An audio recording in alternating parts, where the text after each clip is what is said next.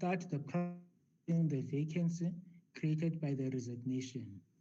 Section 41, subsection 2A of the Protection of Personal Information Act provides for the President to appoint the chairperson and the members of the information regulator on the recommendation of the National Assembly. Section 41, subsection 2B of the Act requires that the National Assembly must recommend a person for appointment who is nominated by a committee of the Assembly and approved by the Assembly by a resolution adopted with a supporting vote of a majority of its members. The recommendation must also include whether the member is to be appointed in a full-time or a part-time capacity. The Act also provides that any member who is appointed to fill a vacancy holds the office for the rest of the period of the predecessor's term of office, unless the President, on the National Assembly's recommendation, appoints that member for a longer period which may not exceed 5 years. The committee advertised the position and received 25 nominations or applications. The committee agreed to shortlist 5 candidates. However, 1 candidate withdrew from the process before the interviews took place. On the 6th of October 2020, the committee interviewed all 4 candidates, making use of the virtual platform Zoom. After deliberating, the committee resolved to nominate Ms. Alison Tilley to the National Assembly for appointment as a part-time member of the Information Regulator. The committee also considered the period of the term of office. Professor Ministerial's term of office would have ended on the 31st of November 2021. As the committee does not believe that it is desirable to appoint a new member for such a short period, it recommends that the appointment be for a longer period which may not exceed 5 years. The committee therefore recommends that the National Assembly resolves to recommend Ms. Alison Tilley be appointed as a member of the Information Regulator in a part-time capacity, and the period of the term of appointment be for a longer period which may not exceed 5 years. Finally, the committee would like to thank all candidates for making themselves available to be considered for appointment. I recommend that the report be supported. Thank you, Chairperson. Thank you, Honorable Makwanisha. I will now recognize parties that wish to make declarations, starting with the DA. Thank you, House Chair. Do you have any? House Chair, the world we live in has changed dramatically over the last 30 years with technology, computers, the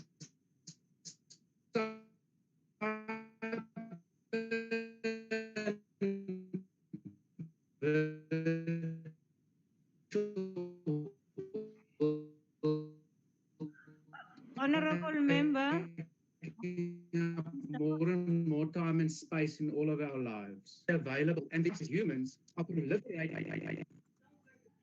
House Chair. Honorable Horn, just switch off your video to get a better bandwidth. Thank you, House Chair.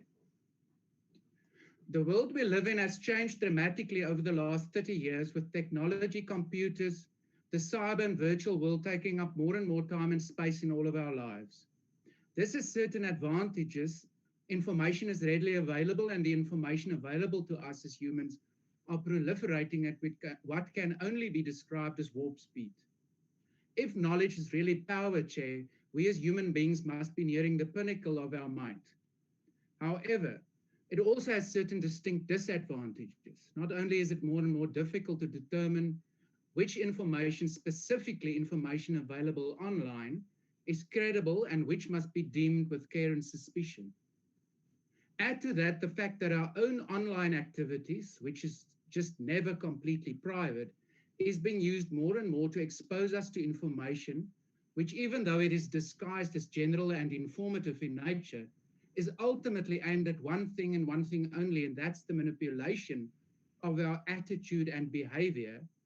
as well as the fact that our personal information is less and less personal and more public.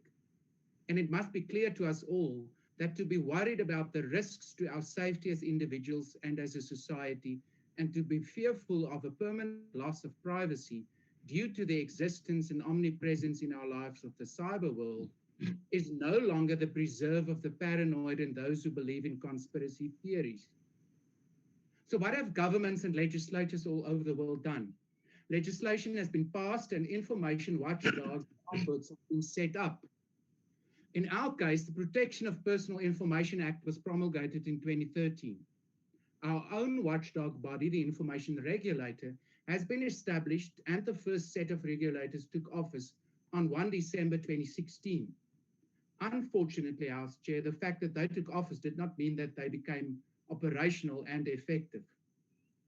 The process of operationalization has been much slower than the pace at which new developments and trends in the cyber world, which threaten our personal information and safety, has developed since then.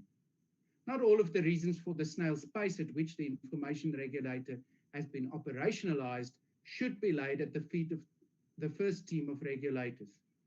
Bureaucratic, legislative, and administrative red tape, along with a lack of proper funding from government, has played a major role.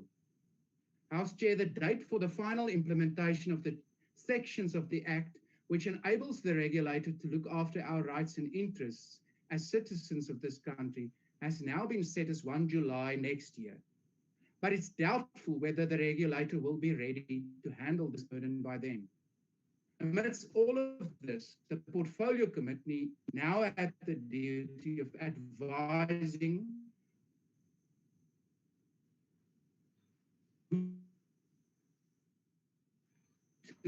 We lost you, Mr. one Honor. of the regulators. The interview process reveals people in the... Can you hear me, House Chair? House Chair? The interview process revealed... We are losing you, Mr. Horn. It would seem that Mr. Horn's signal has failed him. And House Chair, if it's all right with you, I'll finish his declaration for him, which he has sent me because the connection is unstable. Is that all right, House Chair? Mr. Horn, are you there? Can we proceed with the Honorable Mazzoni? Of course, House Chair. He's gone. Thank you. You can continue, Ms. Mazzoni. Our own watchdog, the Information Regulator, has been established, and the first set of regulations took office on December the 1st, 2016. Unfortunately, the fact that they took office did not mean that they became operational and effective. The process of operationalism has been much slower a pace than which the new developments and trends in the cyber world determine. This threatens our personal information and safety since developed then. Not all of the reasons for the snail's pace at which the Information Regulator has been operationalized could be laid out at the feet of the first term of the regulator. Bureaucratic, legislative, administrative red tape, along with a lack of proper funding from government, has played a major role. The date for the final implementation of the sections of the Act enables the regulator to look after our rights and interests as citizens of the country and has now been set as the 1st of July 2021. But it is doubtful whether the regulator will be ready by then. Amidst all of this, the PC has a duty of advising on replacing all of the regulators. The interview process revealed that we have enough people in this country with skills and passion about the protection of personal information to enable the regulator to fulfill its duty and its role. From the PC, it has chosen Ms. Alison Tilley as our preferred candidate. She has a long and proud history of service, commitment to the word and deed of basic human rights and freedoms, and has shown over the years that over her endeavors, she will be both willing and able to fully commit herself to making the regulator work for the benefit and the protection of all South Africans, even while serving on a part-time basis. We support this selection and this nomination. Thank you, Honorable Mazzoni. Honorable Hon. We move to the EFF. Thank you very much, Chairperson.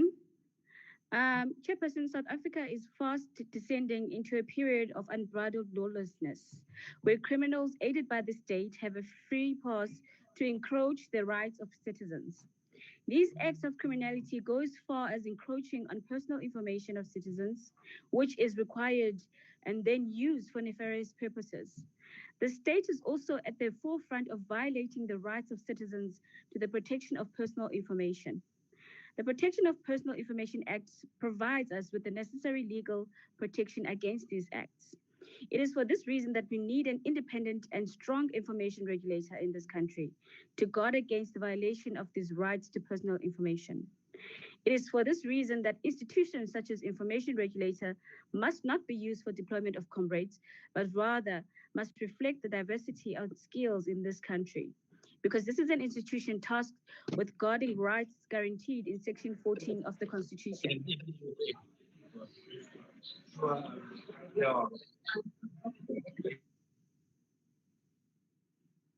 Sadly, the institution has not done very well in raising public awareness about its existence and what it offers to South African citizens.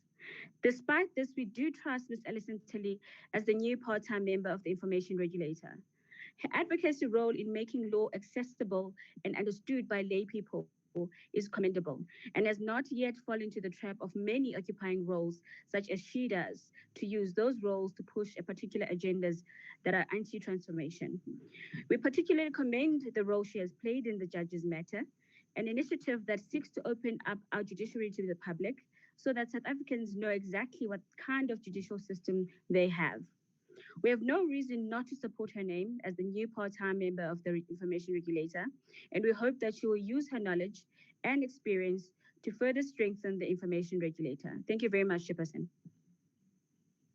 Thank you, Honorable Yako. The IFP.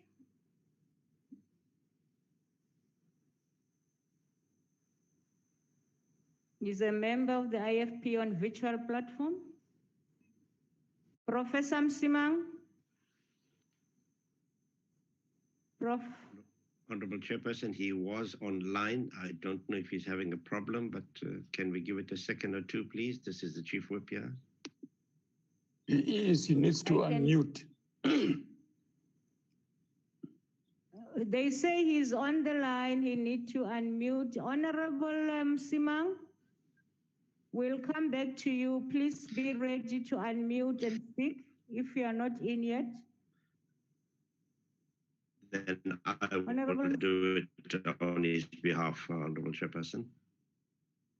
No problem. We will come back after the FF Plus, the FF Plus member. Thank you, House Chair. Honorable Chair, the Protection of Personal Information Act has been signed into law by the President on 19 November 2013, declaring some parts of the Protection of Personal Information Act effective from 11 April 2014, with the sections that became effective dealing with the appointment of the Information Regulator. Advocate Pansy Nakula was appointed as the Information Regulator with effect from 1st December 2016, with 2 full-time members and 2 part-time members with a term office of 5 years. The Freedom Front Plus is concerned about the slow progress that has been made since 2013 in the implementation process of the Act, as well as the fiscal constraints that the regulator faces, as other regulators in South Africa do, and would support the recommendation of the committee to fill the vacation for a period longer than the rest of the predecessor's term to strengthen the ability of the regulator to carry out his mandate.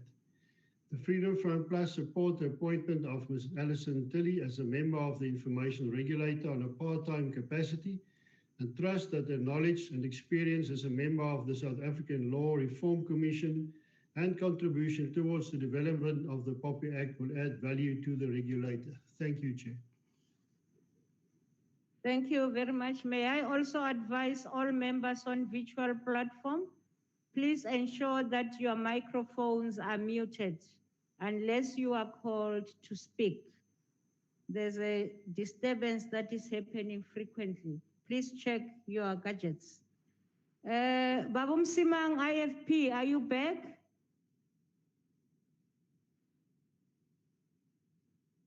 Chair, Singwezi. Babungwe. Yes, Yeah, Babungwe. I'm sorry, Honorable Chair.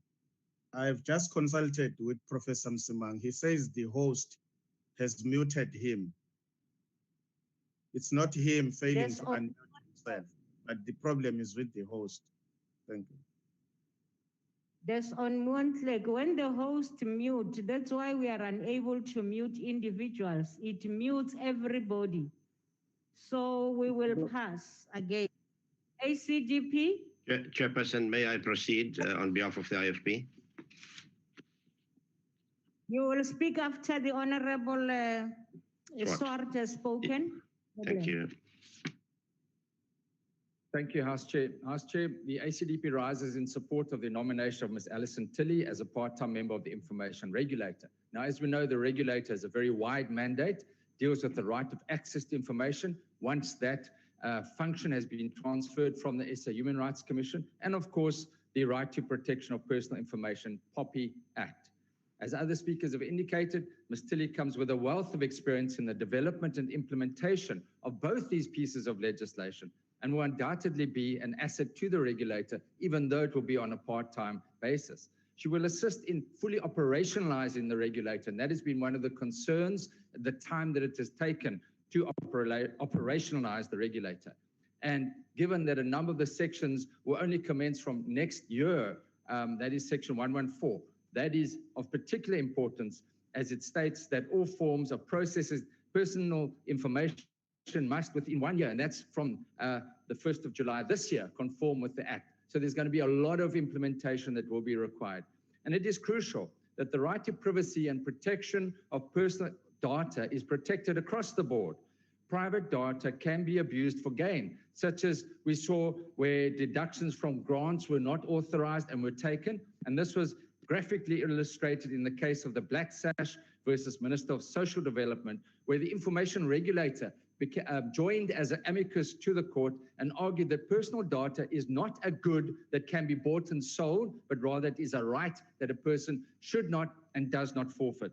And this argument was accepted by the court. So many people are unaware of how important their personal data is, and that direct marketing companies, for example, can and do abuse that information. We also have the worrying trend, the deeply worrying trend of data breaches. In August this year, we had the significant Experian data breach that exposed the personal information of approximately 24 million South Africans to a suspected fraudster. This highlights the importance of cybersecurity in our country, and thankfully the Cyber Crimes Bill will hopefully be finalized by the Justice Committee tomorrow. So the further issue of concern is the usage of personal information relating to COVID-19 testing, tracking, and tracing. I myself experienced a breach of my privacy when it was announced on national television that I tested positive before I had even been tested. In addition, information on the extent and the spread of COVID-19, the rationale for government decisions, including modeling projections, reports should be readily accessible. To conclude, I've known Ms. Tilley for a number of years. She's an excellent lawyer, and I join my colleagues in the unanimous nomination of Ms. Tilley to this position. We wish her well with her appointment to this very important regulator at this very crucial time when access to information is required, but privacy needs to be protected. I thank you. Thank you, Honorable. We beg to you, Honorable Singh. Thank you very much, Honorable Chairperson. On behalf of Professor Msimang, at the outset, we'd like to say that the IFP would like to thank outgoing Professor Tana Pistorius for her excellent work and contribution during her term as a part-time member at the Information Regulator. As the chairperson of the committee had said, Honorable Chair, upon request by the President of the Republic to the National Assembly to fill the vacancy created by the resignation of Professor Pistorius, the Portfolio Committee on Justice and Constitutional Development immediately began the process of filling this particular vacancy within the prescribed legislative procedure. Unfortunately, the process was overtaken in some respects by the outbreak of COVID, and thus has taken more time than initially contemplated.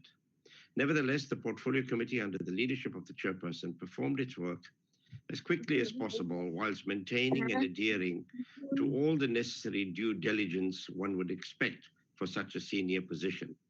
As we have heard, 25 nominations were received, of which there were 2 withdrawals, and then commenced the arduous process of shortlisting and credential checks.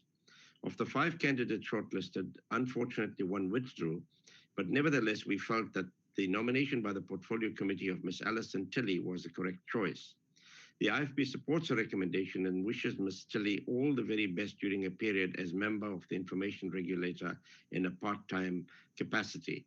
And may I say on a personal note, Honorable Chairperson, that I have had the great pleasure and privilege as a member of the Judicial Services Commission for the last 6 or 7 years of meeting Ms. Tilley regularly at the JSC meetings. And she and her organization has provided valuable advice to ensuring that when we make choices of judges, that the input by her organization is taken into consideration.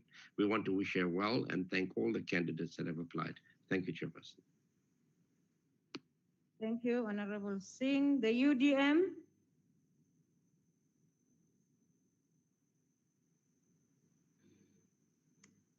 Ukuphi undebe ezitha?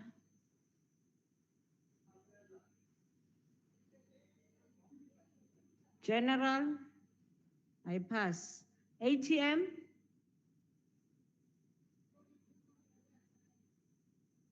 ATM, Aiko. Good. Any member of good? Mr. August? The ready Honorable Sheikh Imam. Thank you, Honorable House Chair. Allow me first of all to thank Professor Tana Pistorius for the role that she had played in the Information Regulator during her term of office. Now we do know that the Information Regulator has had limited success. There is no doubt about it. However, we are quite satisfied that due processes have been followed, shortlisting has taken place, and that the committee has recommended the name of Ms. Alison Tilley to the appointment as the part-time member of the Information Regulator. Now, Alison Tilley is an attorney and the coordinator of the Justice Matter campaign. She monitors the JSC appointments processes of judges and aims to improve civil society scrutiny of judicial appointment. She has litigated on access to information and whistleblowing issues in a number of High Court matters, the Labour Court and the Constitutional Court and Supreme Court of Appeal. Her publications include The Right to Know, The Right to Live, edited by Richard Calland and herself, and she contributes to the Daily Maverick. She works on issues surrounding gender-based violence and particularly the rollout of sexual offences court with the Rape Survivor Justice Campaign. The National Freedom Party haven't taken note of the role and the work that she has done over the period of time, together with her experience and her qualifications and her activism on gender-based issues, recognizes the pandemic in South Africa, welcomes and accepts the nomination for appointment as a part-time member to the Information Regulator. Thank you. Thank you, Honorable Sheikh Imam. The Honorable Njaisa or Honorable Gallo AIC.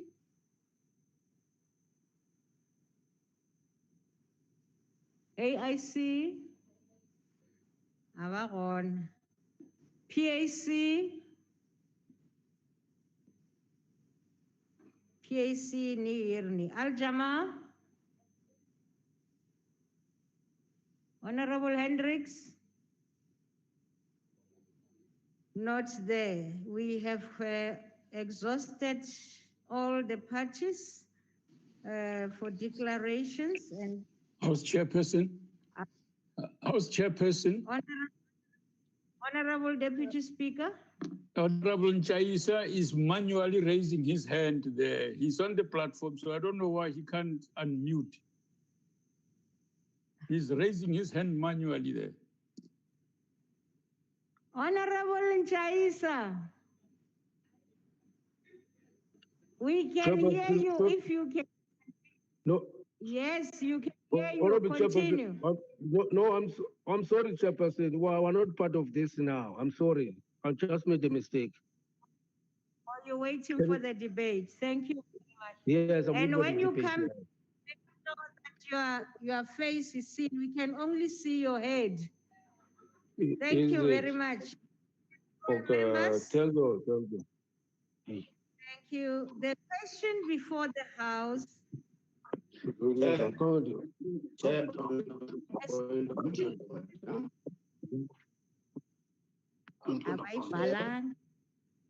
Honorable members, can we have the ANC to make the last declaration? The ANC. Yes, thank you very much.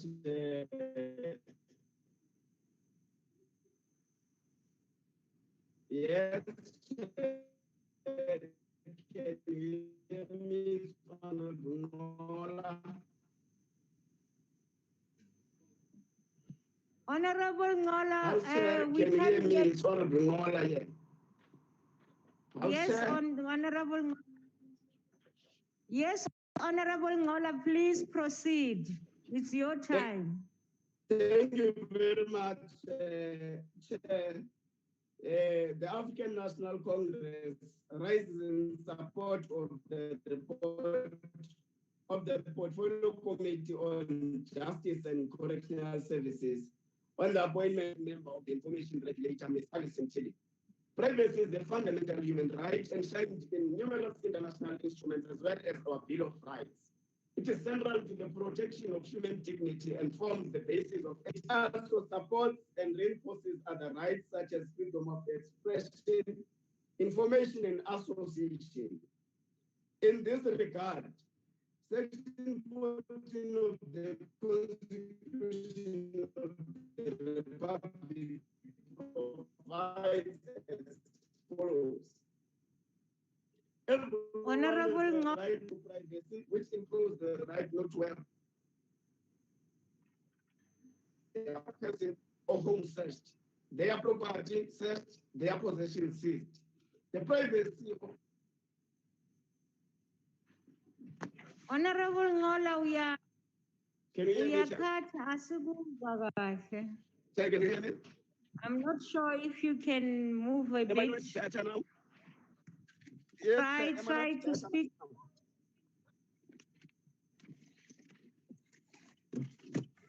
Honorable sir.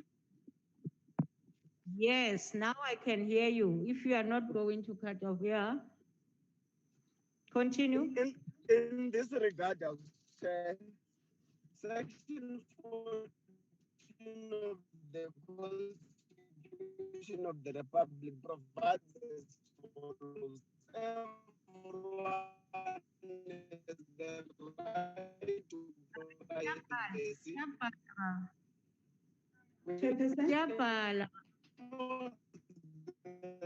Honorable Ngola.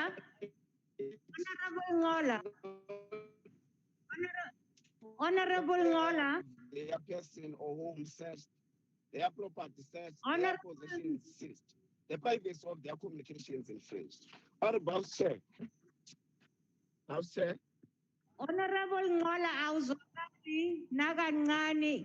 there is Mismo for. I believe that you are in the same committee. Can she take over from you because we can't really hear what you are saying? Not a problem, sir. Thank you. Mam Fukeng, Thank you very much, Chairperson. I will just start where he left. Everyone has the right to privacy, which includes the right not to have their person or home searched, their property searched, their possessions seized, their privacy or their communication infringed. The Protection of Personal Information Act 4 of 2013 gives effect to Section 14 of the Constitution. It further gives expression to the constitutional values of democracy and openness. The POPIA has been promulgated and to regulate in harmony with international standards the processing of personal information by public and private bodies in a manner that gives effect to the right to privacy, subject to justifiable limitation that are aimed at protecting other rights and important interests. The information regulator is an independent body subject to the law and the Constitution and accountable to the National Assembly. It is empowered to, among others, monitor and enforce compliance by public and private bodies with the provision of POPIA. A vacancy occurred when the regulator's part-time member, Professor Pistorius, tendered a resignation letter dated 20th September 2019. On the 5th of January 2020, the Portfolio Committee on Justice and Correctional Services invited nomination from the individuals, organizations, institutions, and civil society for one suitable person to be appointed as a part-time member of the Information Regulator for a period of 5 years. The Section 42, subsection 2B of COPIA provides that any member appointed in terms of the section is appointed for the rest of the period of the predecessor's term, unless the President, on recommendation by the National Assembly, appoints that member for a longer period which does not exceed 5 years. Section 41, subsection 2A of the Act provides that President appoints the chairperson and the member of the regulator on the recommendation of the National Assembly. The National Assembly must recommend persons who are nominated by a committee of the National Assembly composed of members of parties represented in the Assembly and approved by the Assembly by a resolution adopted with a supporting vote of a majority of the members of the Assembly.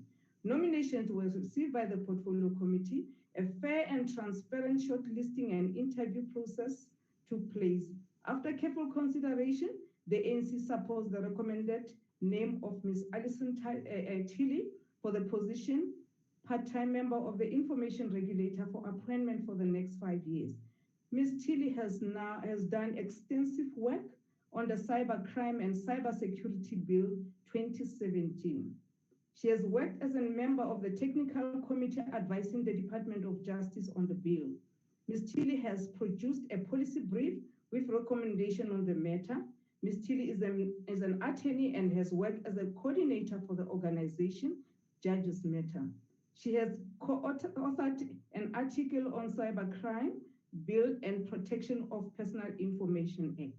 Ms. Tilly possesses strong research skill, and her writing reflects progressive views on issues such as transformation of the judiciary, gender-based violence, the availability or use of sexual offenses, courts, and justice as a whole. Ms. Tilly's views reflect that she has an appreciation of the injustices experienced by communities and the inequalities in our society. It appears that Ms. Tilly's orientation is in sync with the type of society we are working towards achieving. She had a good interview with the Portfolio Committee. We wish to thank Professor Pistorius for her service to South Africa in the Information Regulator, and wish her well in her future endeavors. Furthermore, we wish Ms. Tilly everything of the best and have confidence that she will be an asset to the Information Regulator. In closing, I wish to quote from the feminist revolutionary Thomas Sankara, open quote, "Women's emancipation is basic necessity in order for any revolutionary to triumph. Women hold up the other half of the sky," close quote. ANC supports. Thank you. Thank you very much. Honorable Moss, please check your mic.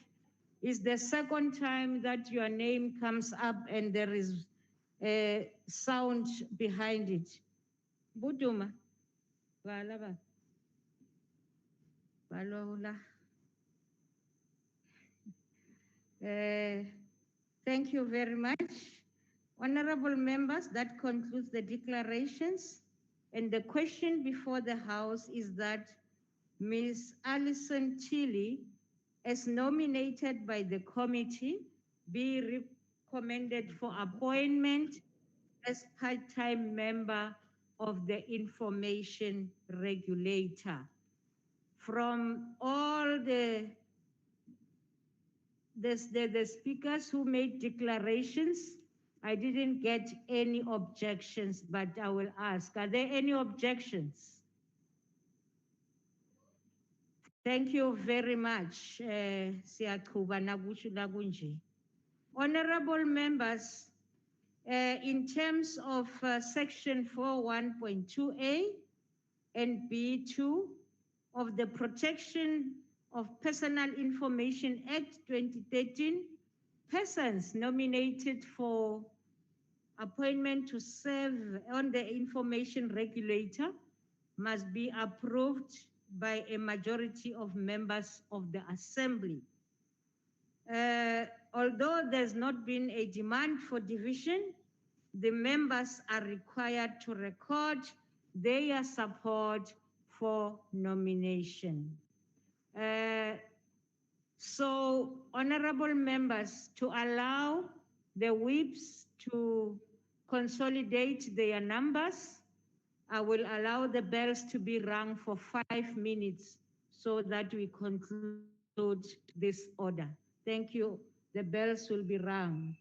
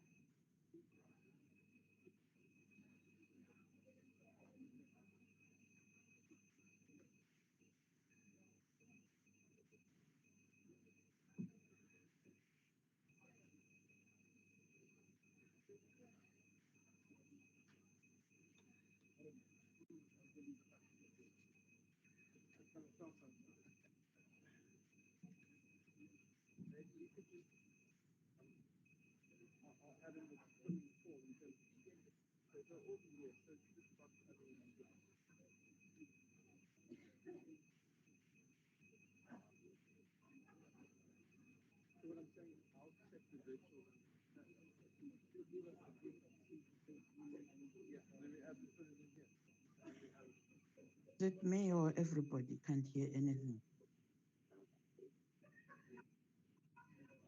Mam Shabalala vala lab.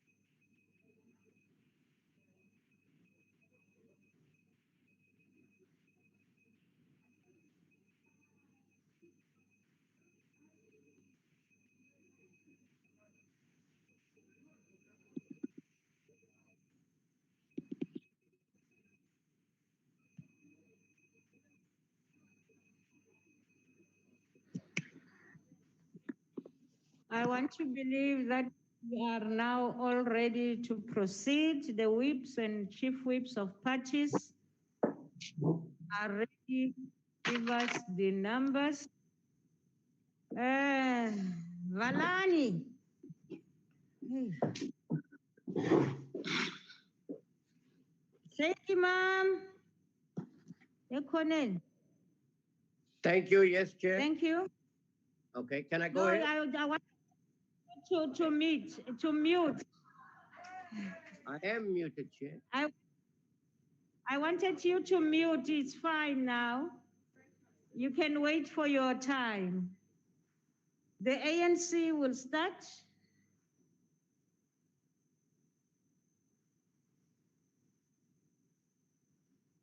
House Chair, thank you very much. ANC in the chamber here were 35.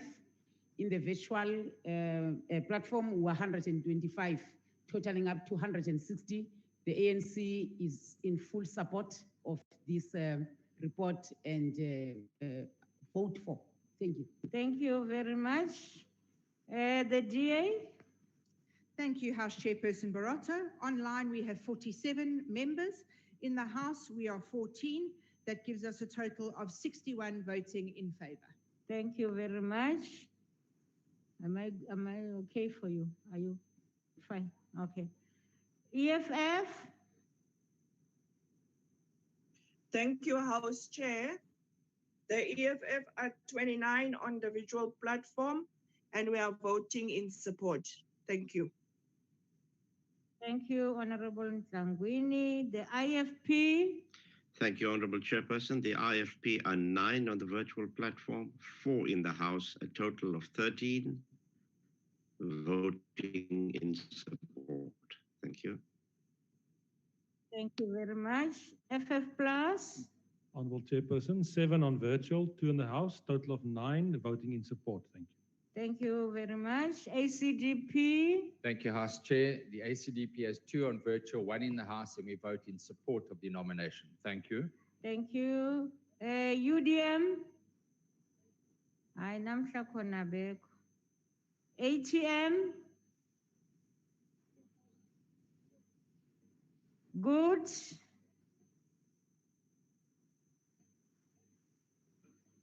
Honorable Monsieur?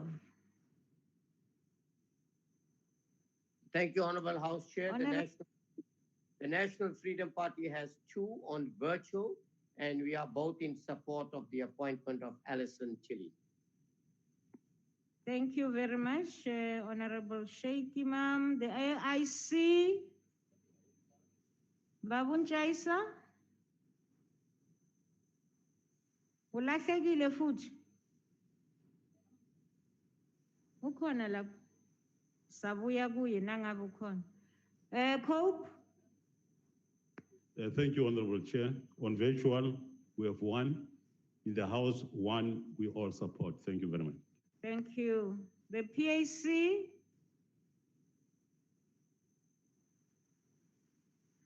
Al-Jama? Kya par? Babun Chaisa, are you still there? He's not in. Okay, we proceed. Okay, having said that, I must say that the doors are closed. No more counting from the virtual platform or from the House. No.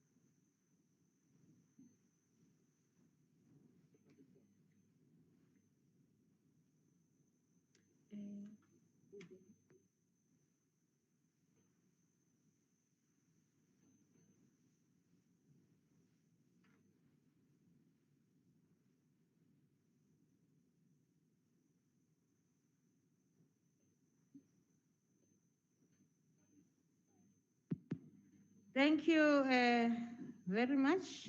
Which one is the total? Okay. Okay. The House has voted on the appointment of the Miss Alison Tilly to be a part-time member of the Information Regulator with 279 votes. We really appreciate that and congratulate Ms. Alison Chili as the nominated member of the Information Regulator. House Chairperson? Yes. If I may, I think it's appropriate to congratulate Parliament on yet another unanimous approval. And I think that that is a great achievement and something we should all be very proud of as the Parliament of South Africa. Thank you very much. Thank you. I hope it represents all the parties in the House and the presiding officers too, to see that we really are together on these issues. So the recommendation has been agreed to in terms of section 412A and B2 for the Protection of Personal Information Act 2013. Thank you very much. We now move the next item on the order paper, honorable members, is a debate on an urgent matter of national public importance in terms of Rule 130. In the name of the Chief Whip of the Majority Party, Pemi Majodina, on the impact on economic lives of the most vulnerable and poor of commuters due to ongoing damage to public rail infrastructure. May I now recognize the Honorable, the Chief Whip of the Majority Party from the Chamber, the Honorable Majodina.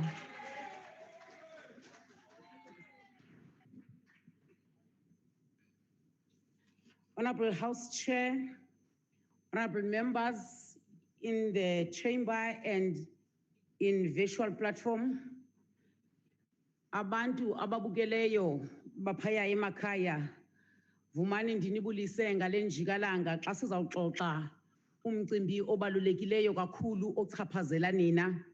Ngilidumedisa kaufela, niyasheweta. Let me start by congratulating the DA leader who was elected this past weekend, John Vuligate Steenhuisen.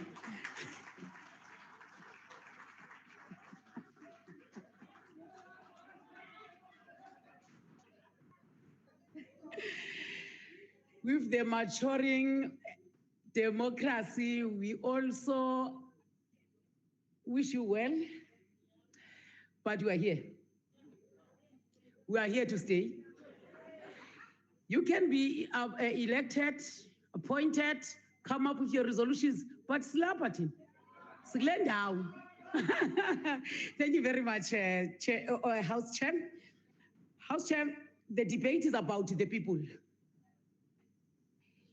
The most vulnerable, the poor and the working class, who without being consulted and without any consideration for their fragile economic existence have been subjected to the destruction of a mode of transport that supported them in their endeavor to seek work opportunities and connection to economic forms of subsistence. Abantu abachaphazelekayo kukutshatyalaliswa kwemizila yololiwe zimpula zikaLjaca.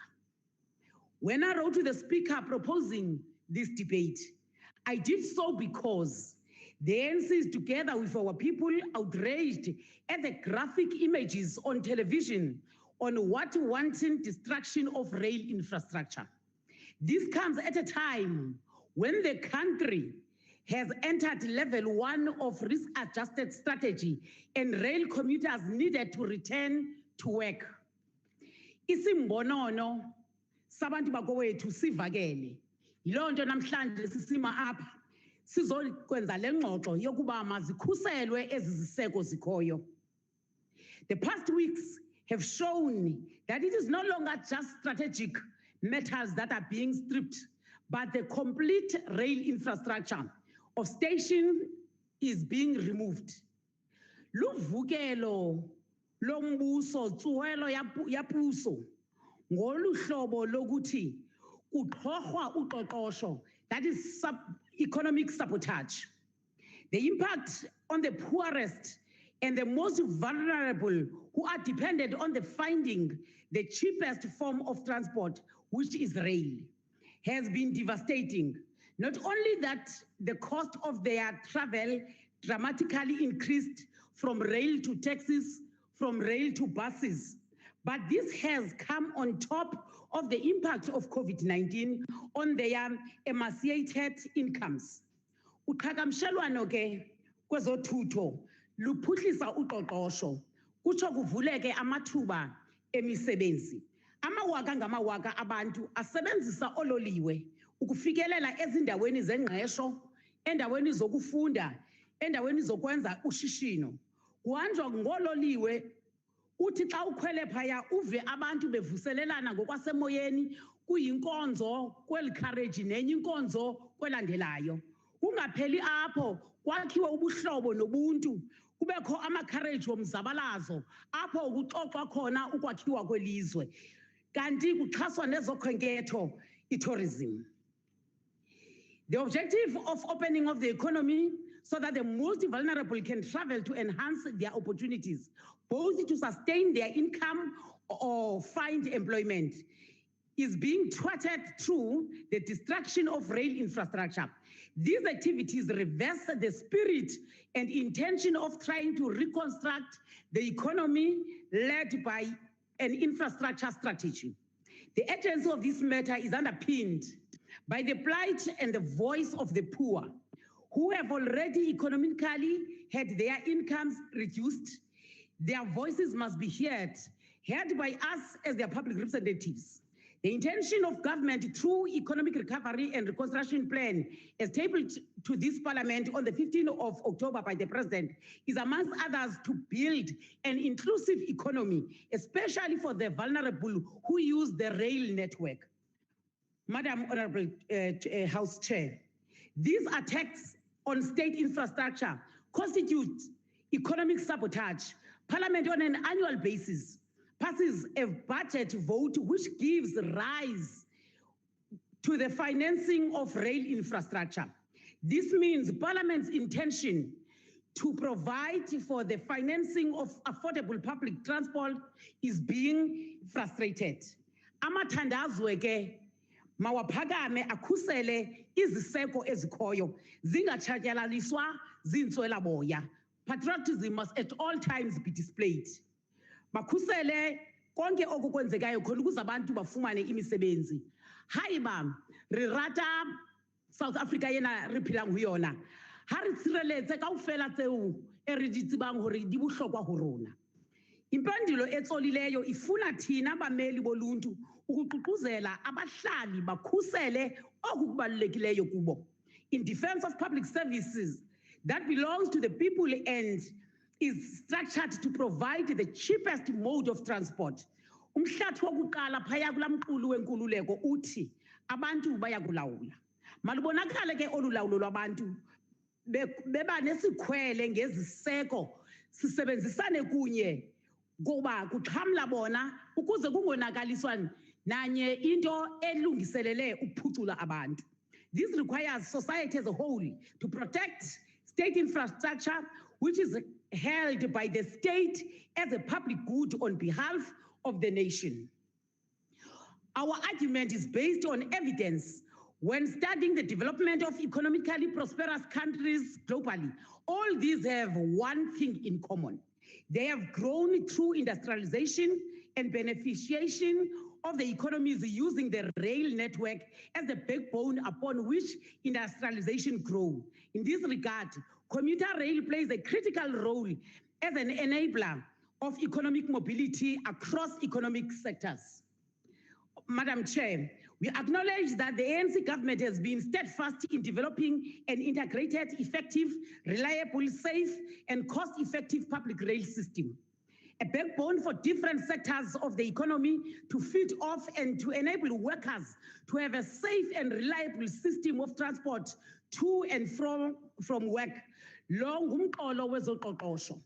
ANC policy when it comes to passenger rail and entity that manages it, PRASA, calls for increasing investment, Honorable Minister, in public transport as an investment in moving the economy, providing incentives for public transport and renewing the commuter train fleet, which is already happening through your department.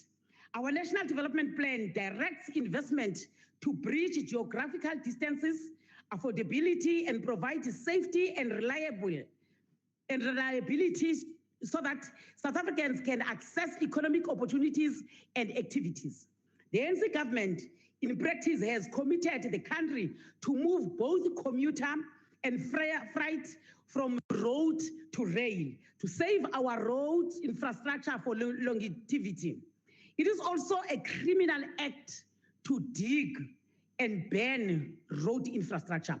When communities protest for service delivery related matters, they must not ban the infrastructure that is already there because they are taking the country back. Since the democratic government took over in 1994, billions have been spent to turn around Metro Rail to be a mass-based transport carrier. The ANC is committed through its government to ensure that our rail services remain the most affordable form of public transport.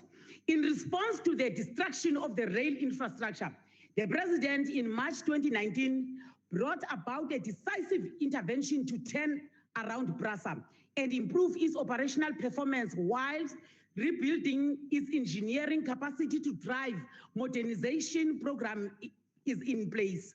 For our people who have to commute, the immediate stabilization of operations with PRASA board that is focused on improving the reliability of trains, improving on train cancellations is the direction that we are calling for.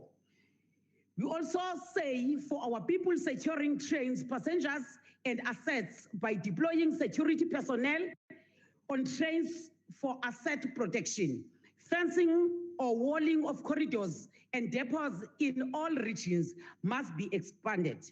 The theft and damage on rail infrastructure is a very selfish act, antisocial and criminal. Honorable Chair, the ANC's fight for defense of rail infrastructure is part of our fight against lawlessness, criminality, and a respect for infrastructure that will work for the public good in the interest of the poor and the vulnerable. Ha re lwaneleng hore re boloke setjhaba sa rona, haholo ha re bua ka mmila ya diterene. An assessment of the strategy indicates to us that progress has been made despite many bottlenecks. PRASA had to navigate. The fast-tracking of PRASA's capital spending program is critical to recover the services of the desired levels that our people have demanded. The call on this debate must be to support the action that has been taken to involve communities in the turnaround strategy whilst continuing the commitment to rail infrastructure development as announced by the President through the State of the Nation address and as part of the Economic Recovery Plan. Isicwangciso esisithwethaca ngumongameli sinezinto ezimbini ezingundoqo kulo mxholo wanamhlanje. Ngenxa yesithwakumbe se-COVID-19 nesankxwe, government to deal with immediate actions towards economic recovery and to rebuild and grow the economy, ensuring sustainability, resilience, and inclusion. Eli liphulo lokungenelela ukwakha uqoqosho to lift the country's overall economic performance by delivering South Africa to the generation of inclusive growth by using infrastructure, localization, reindustrialization as levers to stimulate economic activity and to raise the standard of living for the motive forces. Rail was a connector of Africa. Rail has been used by migrant workers. Rail has been used by students who came all the way from the continent to study in Fort Hare and Lovedale. Rail has made relationships. It is in this context that this debate has called to deal with stabilizing a mode of transport that the poorest and the economically marginalized can call their own, which is cheaper and efficient transport. Destruction of rail infrastructure has negatively affected their livelihoods.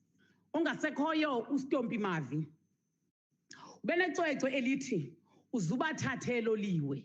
Kuba kaloku loliwe ubetyhutyha imiwewe nemixwexwe athatha abantu kwelinye icala abase kwelinye icala khona ukuze babone uphuhliso lwabo lwemisebenzi noqoqosho. Ngenxa yokubaluleka kololiwe sibonile ngexesha lendebe yombhoxo yehlabathi ngo-1995 isizwe sonke soMzantsi Afrika besithi xa sicula sithi shosholoza.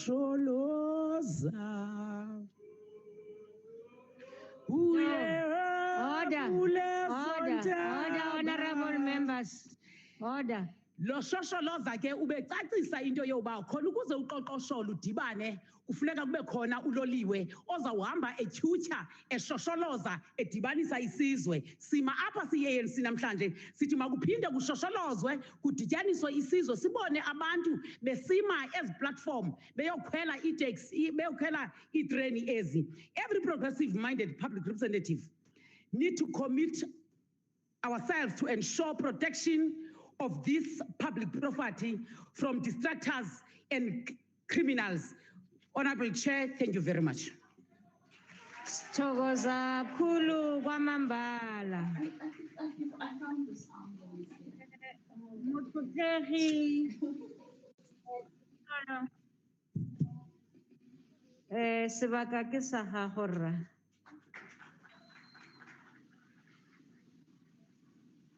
No, thank you very much.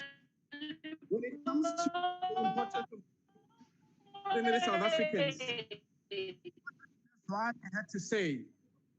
In a country where the majority live so far from places of employment, so far from places of economic opportunities, it is an injustice that the rail infrastructure has been allowed to deteriorate to this point. Like everything else under the control of the ANC government, it is the poorest of the poor who carry the biggest load from the mismanagement of state facilities and services. Firstly, train rides are cheaper than any other form of transport. This is a fact. This makes a huge difference between a family starving and a family having a meal. In short, the unavailability of trains has taken money from the poorest in our society and has contributed to far greater inequality. Secondly, trains have historically provided a livelihood for small-time traders who go from train to train, selling anything from a packet of peanuts to vegetables. This means that besides its core duty, the rail system, with its millions of passengers, has played a crucial role as a moving economic hub for many young entrepreneurs from poor backgrounds. The third point, it is generally accepted that it is a smarter idea to have trains running as opposed to the form of transport that is used on road. Not only does this mean less greenhouse emissions and a healthier environment, it also means less spending on developing a mainstream and maintaining road infrastructure by the state. Overall, the rail system connects the poorest communities to markets, and it connects them to the economic opportunities, including self-employment. The rail system connects families who live far away from each other. Close quote. And that, Honorable Machodin, is the real impact on the poorest of the poor. Thank you, Nyabo. Deputy Speaker, as I call on Honorable Nolichungu, you will come in. Honorable Nolichungu. Thank you, House Chairperson.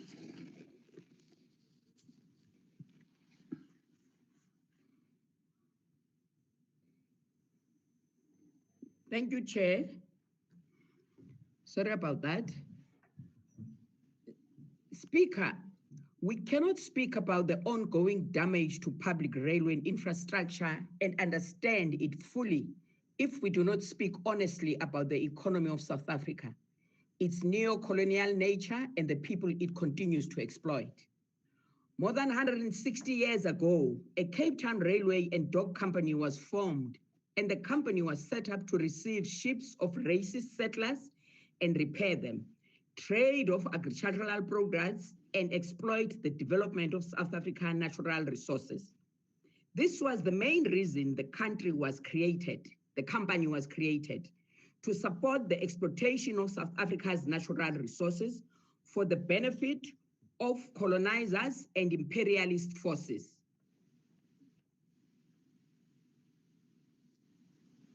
This has become a permanent feature of South Africa's railway system.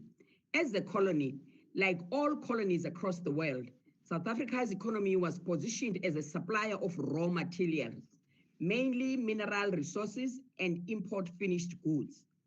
That is why for more than 160 years, South Africa's transport and logistics infrastructure is designed in such a way that anchors the exploitation of natural and mineral resources by way of ocean and not through any regional and continental integration by road, air, and rail.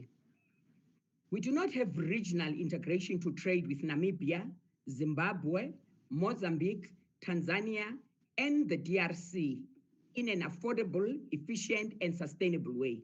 Instead, we transport manganese from Northern Cape to Durban. We transport coal from Emalahleni to Richards Bay on the coal link line. This includes coal from Mahlabatini and Somkele in Zululand and is exported as raw materials. We transport more than 1.9 million tons of coal on rail every year towards the ocean compared to 300,000 tons of road. All strategic railway from South Africa's inland mines and natural resources lead to the ocean. We are still trapped in the colonial division of labor in which we supply commodities to United Kingdom, United States, and Europe. Even the inconsequential railway system that was eventually built to serve the poor and the working class, it takes workers from their overpopulated townships and informal settlements to white-owned industries, of offices and mines. None of these was meant to improve workers' standards of living. The railway in South Africa is a key component of exploitation.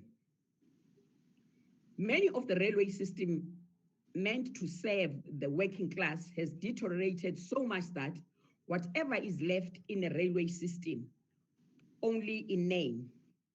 Workers are often stranded because trains are late, trains are not running, trains are not serviced, trains are overpopulated and no one seems to care. Not the ruling party, not PRASA, and certainly not the government. There are not enough railway networks. That is why we have too many traffic on our roads, increasing fatalities. The trains have become so unreliable, so much that workers have to leave home 4 hours before they are supposed to be at work, and they are home just in time to bath and go back to the trenches. In fact, many of our people spend too much money on transport because they rely on minibus taxis to go to work, as the railway system has completely collapsed.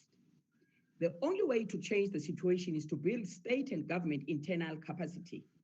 Internal state capacity to build and maintain railway infrastructure without relying on tenders. We must expand the railway system, buy new trains, and insist in locally built trains to build industry around transportation and logistic economy and create sustainable jobs. We must invest in affordable speed trains along Moloto Road, between the Tshwane and Kangala region in Mpumalanga, between Soweto and Johannesburg, between Musina and Johannesburg, between Johannesburg and Cape Town, and most importantly, between Durban and Johannesburg to transport people and goods that come from harbour. We must increase the number of carriages on public transport railways so that trains are transport of choice for many of our people. We must build railway infrastructure in and around Eskom power plants and coal mines to facilitate easy access to the coal market. We must build trains that provide means of travel for students in institutions of higher learning. We must ensure that major institutions of higher learning are connected to a railway. We must build a new railway system that supports industrialization. This should also include complete digitization of South Africa's railway network to improve efficiency in management and maintenance. But it is more important and urgent to rebuild a railway network as part of rebuilding the economy, a process that needs land. That is why we call for expropriation of land without compensation. We must need land to rebuild the economy. We need land to rebuild the network railway system, and we need land to build industries where workers will travel a short distance in reliable and safe trains from their homes. I thank you. Yeah. Thank you, Honorable Member. Honorable Sitole of the IFP. Jobe.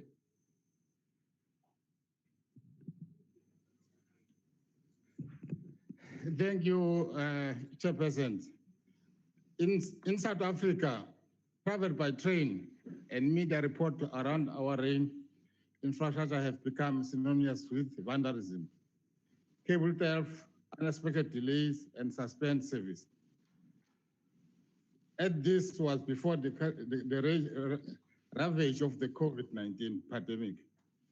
Recently, Daily Maverick special report entitled Open Code, stripped bar, looting till there is nothing for Gauteng rail network, close quote.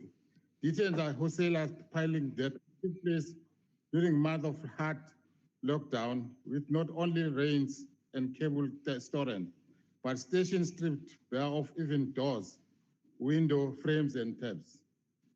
In the Western Cape, Metro Rail's Central Line, described as the busiest line services, the poorest communities, including Khayelitsha, Mitchells Plain, Nyanga, Waterworth as well, closed since October 2019.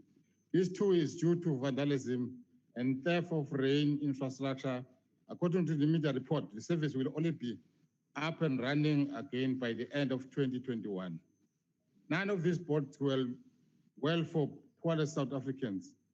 Many who run on our rail networks for transportation to the place of employment, as well as learners, students traveling to their schools, colleges, and universities. Yes, there are alternative modes of transport available, but the cost is significantly high. For example, according to the most recently available fees for Metro Rails and other service providers, a one-way trip from Khayelitsha to Cape Town by train would cost 10 Rand, compared to the cost of one-way bus ticket, which costs 32 Rand, or the same trip of minibus taxi, which could cost 20 Rand. The extra money being spent adds up very quickly. Over the course of 1 week, a computer forced to make use of bus to get to work with spending 320 Rand for a week, rather than 100 Rand. That means that a family breadwinner is out of pocket of 220 Rand. Money that could have been used to buy food, power, and other necessities. Multiple that sum by the very many weeks and months that poor South Africans have been forced to do without a working rail network, and is translated into many more families being pushed over the precipice into abject poverty. According to Plaza, over 2 million commuters are transported daily with the Metro Rail service in Cape Town, Gauteng, eThekwini, Port Elizabeth, and East London. This is a huge responsibility and one that should be taken serious. among other, plaster in their presentation to the Portfolio Committee on Transport in May 2020, committed to reduce the cost of living by providing affordable rain fees for the people traveling to and from place of employment. With our community and in particular the poorest householders under immense pressure due to the COVID-19 pandemic, this is one important that ever before.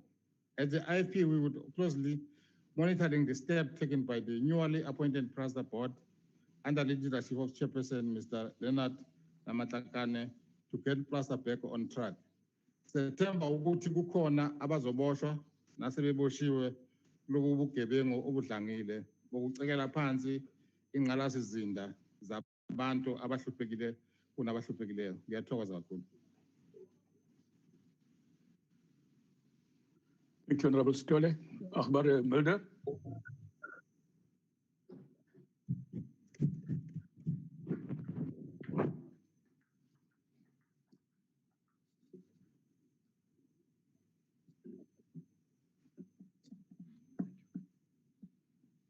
Thank you, Honourable Deputy Speaker. I would like to start off by thanking the Honourable Chief Whip of the ANC who brought this topic for discussion to the House. I understand that the Honourable Chief Whip feels very strongly about this, and I can understand where she comes from. She means very well. She says in her speech earlier today that this is about the people, the poor, our people, the poor and the working class. But my concern is it goes way beyond the poor and the working class. What's happening here is affecting all of us. It's affecting our economy in total. It has a huge impact on our infrastructure and what's happening. If you look at who would be responsible for this situation, and I had a look at the PRASA and Metrorail websites, and what does it say? Welcome to Metrorail, South Africa's biggest and preferred provider of passenger and commuter rail services, owned by PRASA. PRASA is a state-owned enterprise under the auspices of the Department of Transport. Our primary mandate is to ensure that rail commuter services are provided in the public interest and to promote rail as the primary mode of mass commuter transportation. But it's not happening. It's not happening. Now, the problem is this. The Honourable Chief Whip, you referred to the corruption and you referred to the bad people and you said what they are doing is treason. But ma'am, if you go and have a look at PRASA itself, and I know it's been a new board has been appointed, then you'll find some of the real criminals and the real crooks you'll find in those institutions. You talked about the president who said we need a turnaround strategy. Name one thing, with all due respect, that the ANC touched since 1994 that does not need it at some stage a turnaround strategy. Name one. The fact of the matter is this. I remember clearly watching the news that evening when PRASA proudly paraded a young gentleman called Dr. Daniel Mtunkulu on television, and we were told he was the person who engineered the new Afro 4000 locomotive. He was supposed to be the wunderkind who did this wonderful thing. He was not a genius, he was a crook. He was a crook. Not only did he lie about his doctorate, he didn't have a doctorate. Then he said he's got a diploma in engineering. He lied about that as well. No qualifications. Then he lied to PRASA and he said he was offered a job for 200,000 euros in Germany. And PRASA needed to match the offer and he doubled his salary. That was also a lie. Those people were in charge and playing a role in PRASA during this time that you referred to. During the COVID period, a lot of the damages that was done during the COVID period, in terms of infrastructure destroyed, cables theft, etc., etc. It happened during the COVID time, a lot of that. But during that same time, the whole of the South African Defence Force was deployed. What did they do? Did they parade and patrol citizens who walked out in their gardens? Who looked after the infrastructure? During that same time, we had a huge amount of damage to infrastructure. Schools were burnt down, stations were burned down. PRASA now says one of the things that they're going to do is they're going to use diesel locomotives to try and keep the trains going because the electrical cables have been stolen. Diesel locomotives need tracks. The tracks are being carried away and sold as scrap metal. That's what's happening at the moment. My problem, Honourable Chairperson, Honourable Deputy Speaker, I understand what the Honourable Chief Whip is saying, and I really understand that, and I feel very strongly about that as well. But the failure is on a different level. You say that what these people are doing, that this is high treason. No, man. Yes, it's very bad. It is high treason when people do this to our infrastructure. But what the ANC has done to our economy, that is real high treason. It is. You can think about it.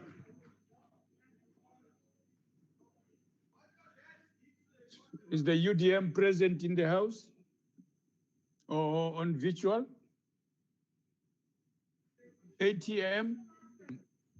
Deputy Speaker, point of yeah. The ACDP that is next, Reverend Kenneth Meshwe.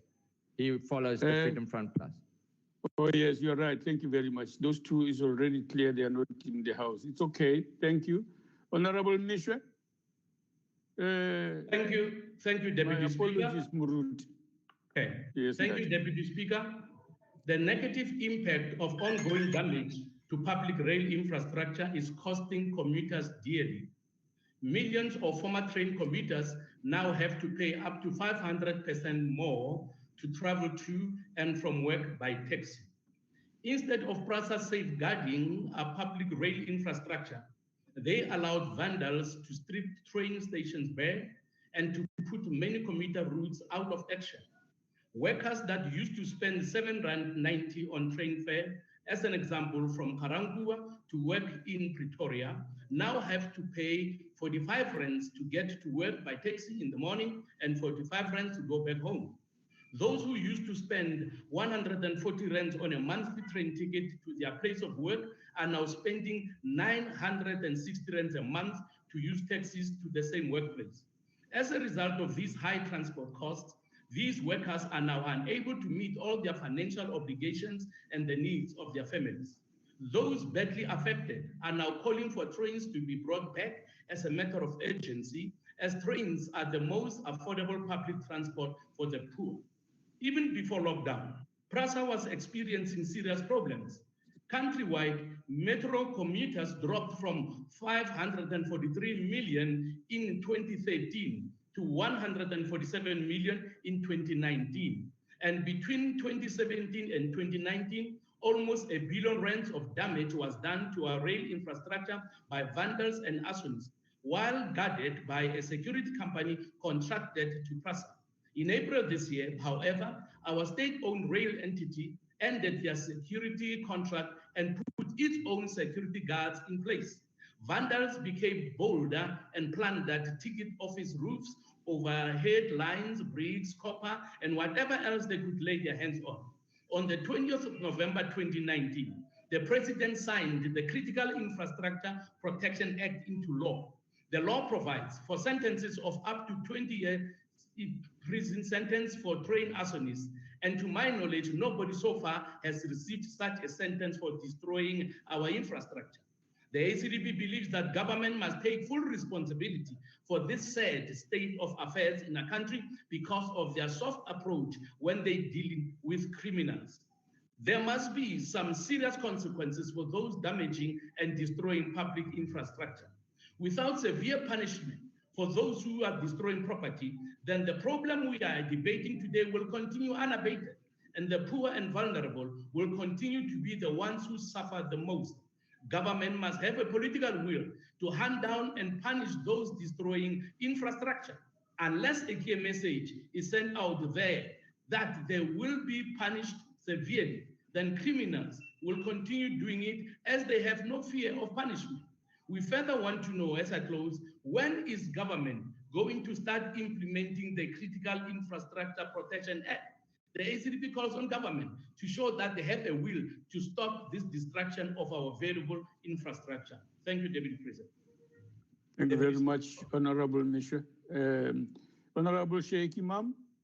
Thank you, Deputy Speaker, and welcome. Thank you for giving me this opportunity. Allow me to start off by saying and congratulating Honorable John Stearnason on his great success over the weekend.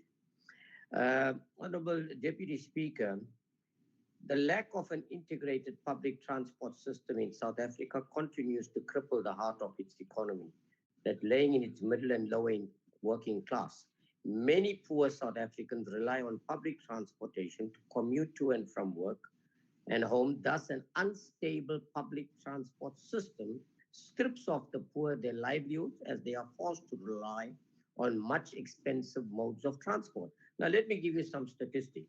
More than 2/3 of households who fall in the lowest income quintile spend more than 20% of their monthly household income per capita on public transport, which is 66.6%. Less than 3% of households from the highest income quintile spend more than 20% of their monthly household income per capita, that is 2.9% on transport. About 4 in 10 workers use public transport to reach their workplace. Now, the question is, do we have an effective transport system, particularly the rail transport system? And the answer is clearly no.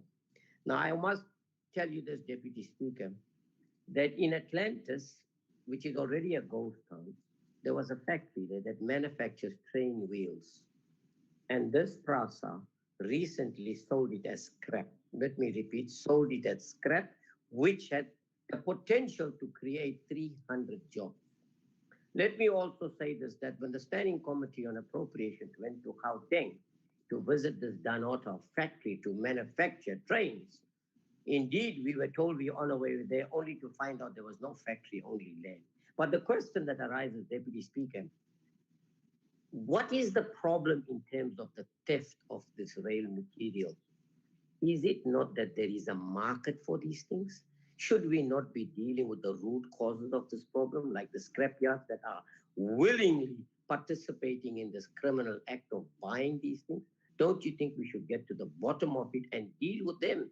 Because if there's no market for it, these people are not going to steal it. Nobody is stealing that stuff for the purposes of keeping it for themselves. They're stealing it because there's a market for them to go out there and sell that stuff. And these scrapyards are working in collusion with these criminals.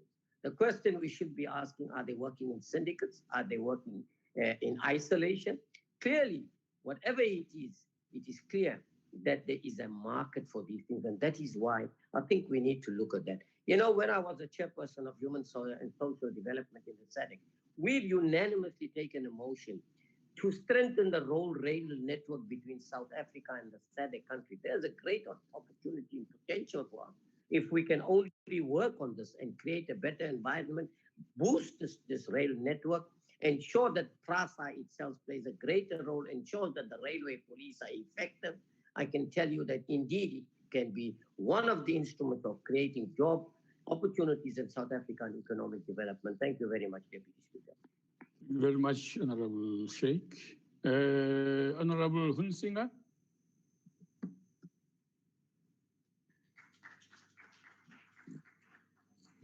Thank you, Deputy Speaker.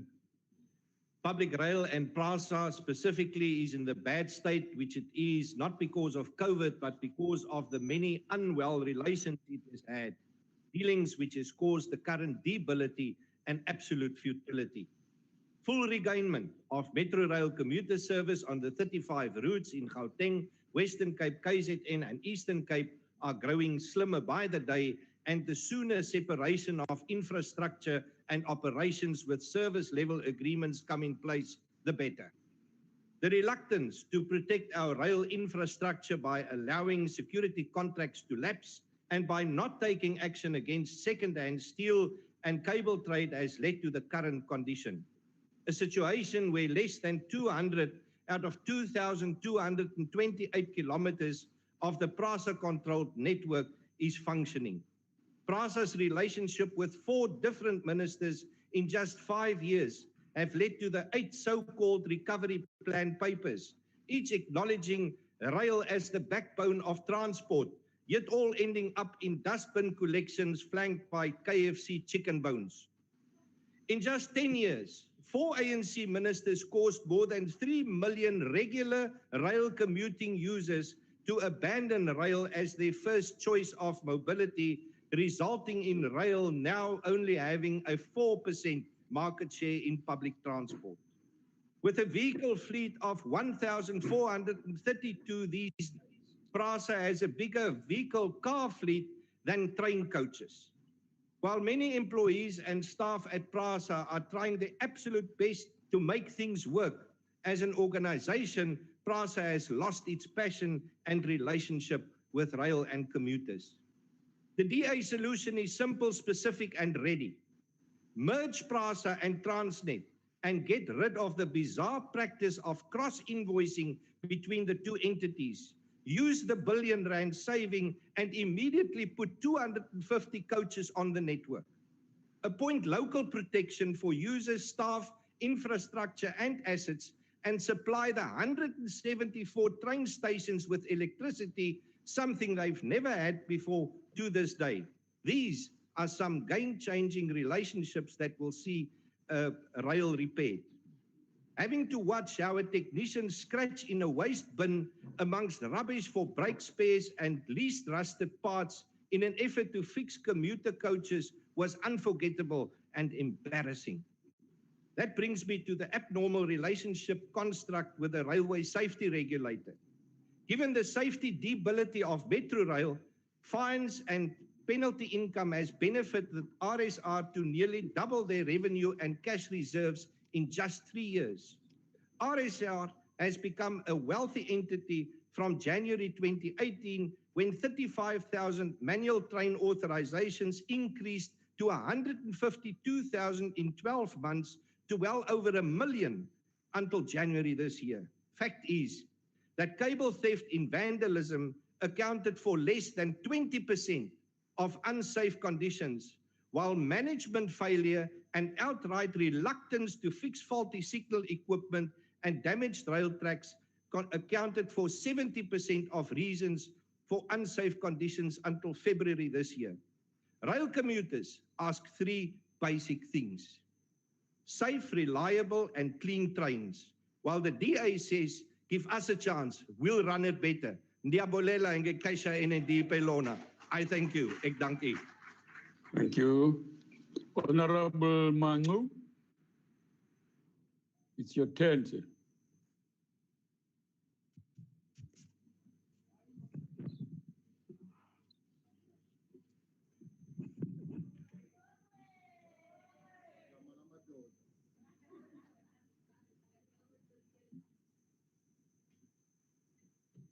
Thank you, Honorable Deputy Speaker. Ndiyabulela.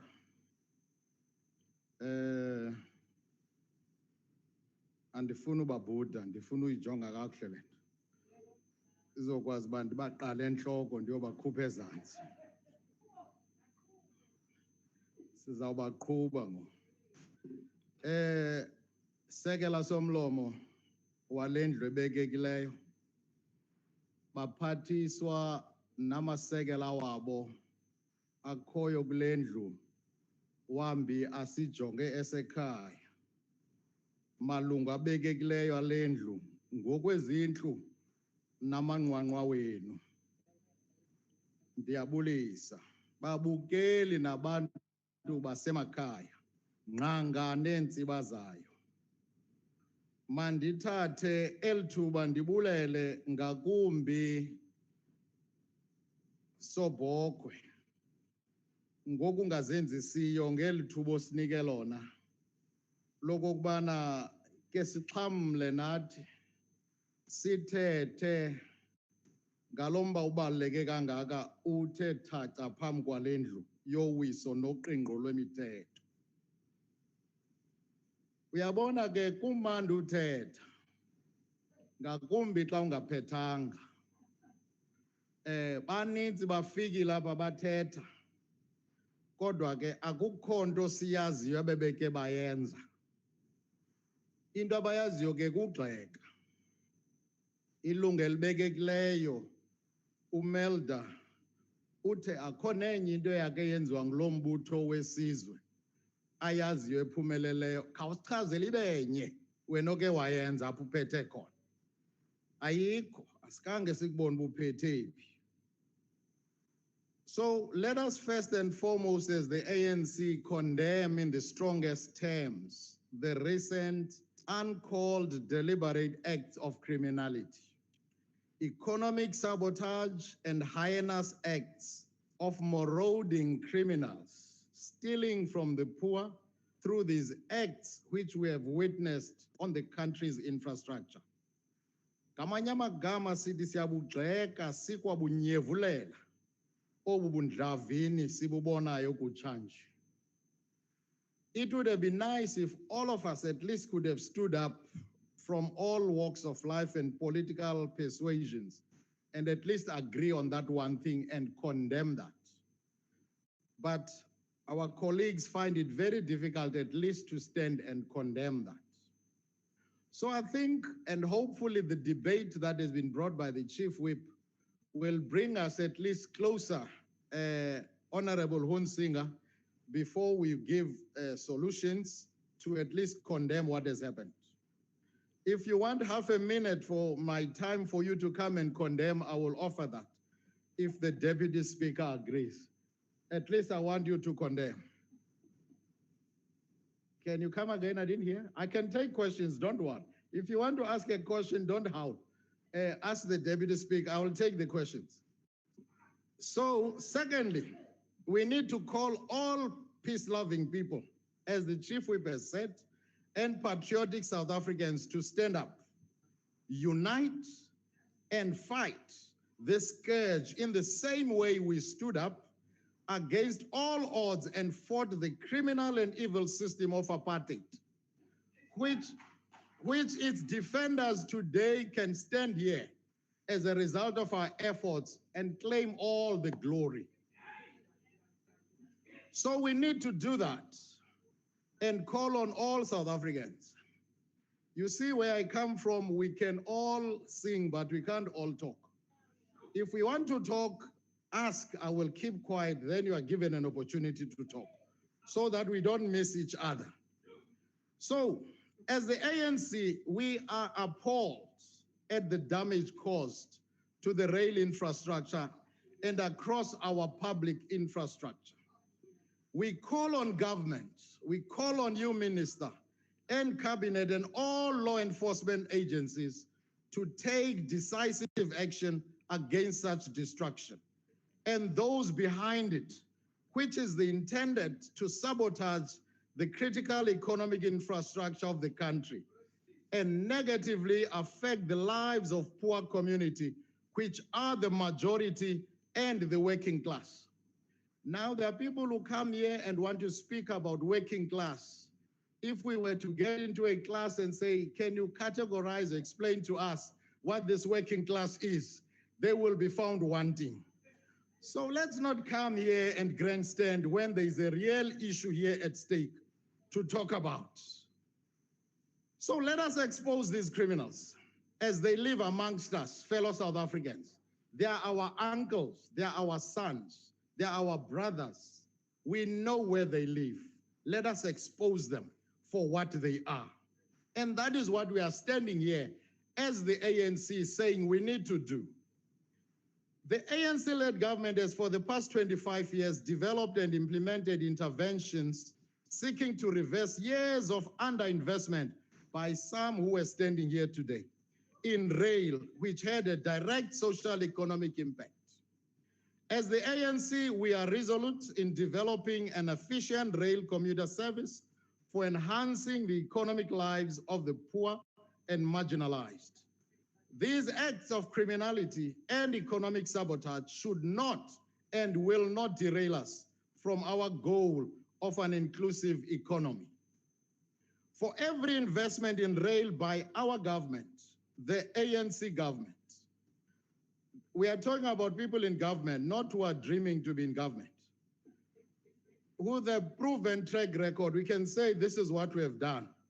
And obviously there are those people who don't want to see it, you know. Yolondo atu Chief Whip umfi ustombi mavi waikula na ilendo ngenyi watu monu ya kulaula awfanu ngukala zanjenge ngeke buya kwezo zimbo uzibizelu nonganga. Over the last 6 months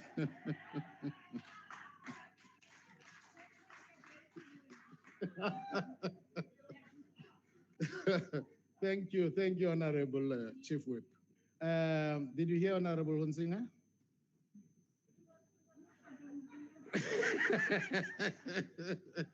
On the past 6 months, PRASA has experienced unprecedented levels of sabotage to pure criminality with one aim: to vandalize our rail network. We have realized that a number of narratives have been advanced with narrow understanding of what are the challenges facing PRASA rail operations.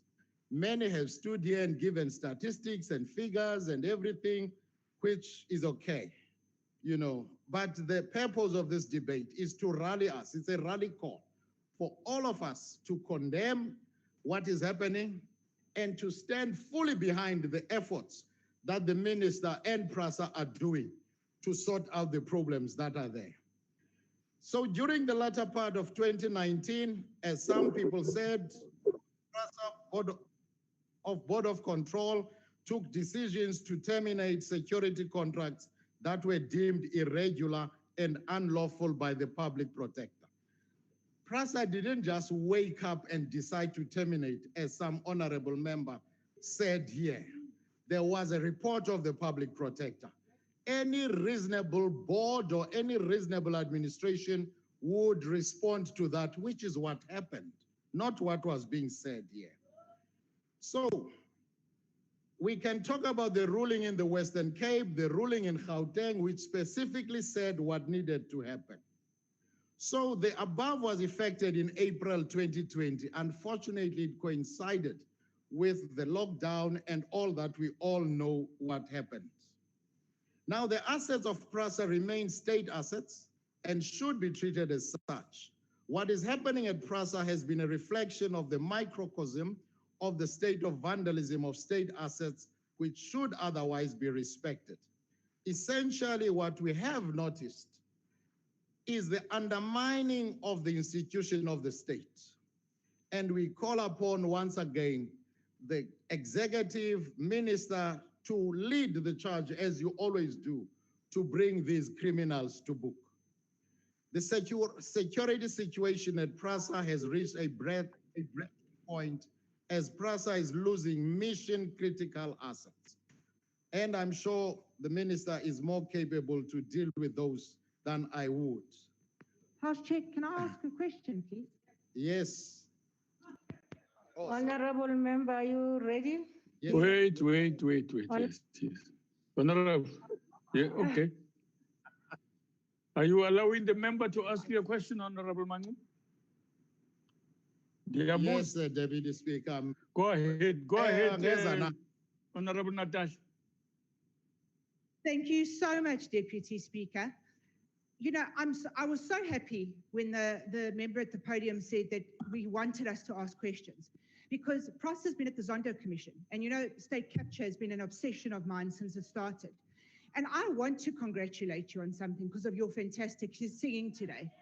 Did you lay charges against doctor, maybe engineer, maybe not, Ntumkulu? Because I want to offer this service to you. I and Honorable Hunsinger will come with you to lay charges, criminal charges, so that he goes to Zondo. So my question to you is, will you come with me to Cape Town Central Police Station? We can go this afternoon or whenever suits you, but together we'll go lay charges against him. Honorable member. You know, Honorable, thank you, Deputy Speaker. I really was waiting for a real hard-hitting question from the Honorable Mazzoni. But I'm sure that we can talk over a couple. You said you would listen to me singing anytime. So I'll sing for you. Let's have coffee and sort that out. Thank you very much. In conclusion, it is a pity what the criminals have destroyed, excuse me, has impacted our communities and negatively affected our economy. PRASA continues to spend public money that has been destroyed. The debate today should also remind us, excuse me, that the destruction, if not properly addressed, will affect other state-owned entities. We are dealing with a network of organized syndicates with serious resources behind them. However, this destruction creates opportunities that are fourth industrial revolution linked, which we call upon again PRASA and its board to look at all intelligent means to sort out the problems. The Department of Transport should assist PRASA in identifying opportunities in available to use cables which are being cut daily to sort that out. Now, one thing that my colleague, Honorable Hansinger, he's a big friend of mine, didn't say, but he came and hid it behind, that they are advocating for decentralizing the rail infrastructure to local government or province. They themselves are not sure yet. They are still deciding that. So whatever they are resolving, but it doesn't work. It has not worked. I'm standing here to say we will not allow it to happen, because here we have a central type of government. We don't have a federal system. So the same happened in the British rail system, which I'm sure you know much better. When they tried to privatize, it failed. So we want to stand here once more as the ANC. And I told you that I'm not a howler. That's why I always pause when you talk. So howlers are not, and there are people who still think that speaking is an achievement, you know. At times, even keeping quiet and listening is a very big achievement. Deputy Speaker, thank you so much. And we condemn once more this vandalism, and we call again on government to act decisively on these things. Ndiyabulela kakhulu. Ndizamelwa gawula ndiwarhuqa nangona bebendiphazamisa. Thank you, Deputy Speaker. Thank you, Honorable Member. Honorable Njaisa. Thank you very much, Deputy Speaker. Let me first congratulate John Steenhuisen on being elected as the leader of Democratic Alliance.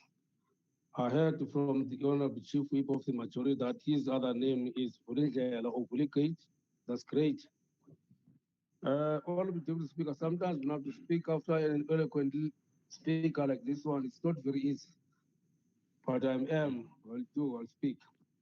Honorable Speaker, the enhanced infrastructure investment to unlock domestic economic growth has been part of the government economic plan for some time. The role of PRASA in this regard is crucially indispensable for the growth of our economy. In other words, it cannot be done away with. We have got to concentrate or focus on that.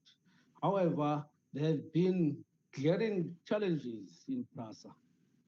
Despite boasting of metro rail, Shosholoza-May, Autopex, which operate Translac and city-to-city and intersite property management services under its wing, PRASA suffered major setbacks. As the center of railway, commuter and goods railway services, PRASA has acknowledged that security mass vandalism of electrical wires and the destruction of PRASA infrastructure have resulted in vast sections being closed down due to the lack of electrical lines.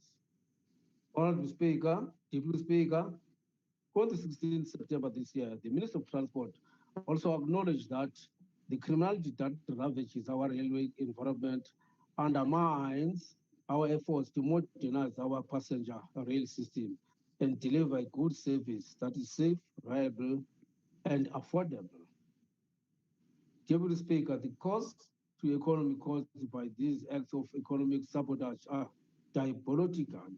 In a reply to a parliamentary question, the Minister of Transport revealed that 173 million was lost annually in the Gauteng province due to the acts of vandalism of the railway infrastructure, which is very, very bad indeed.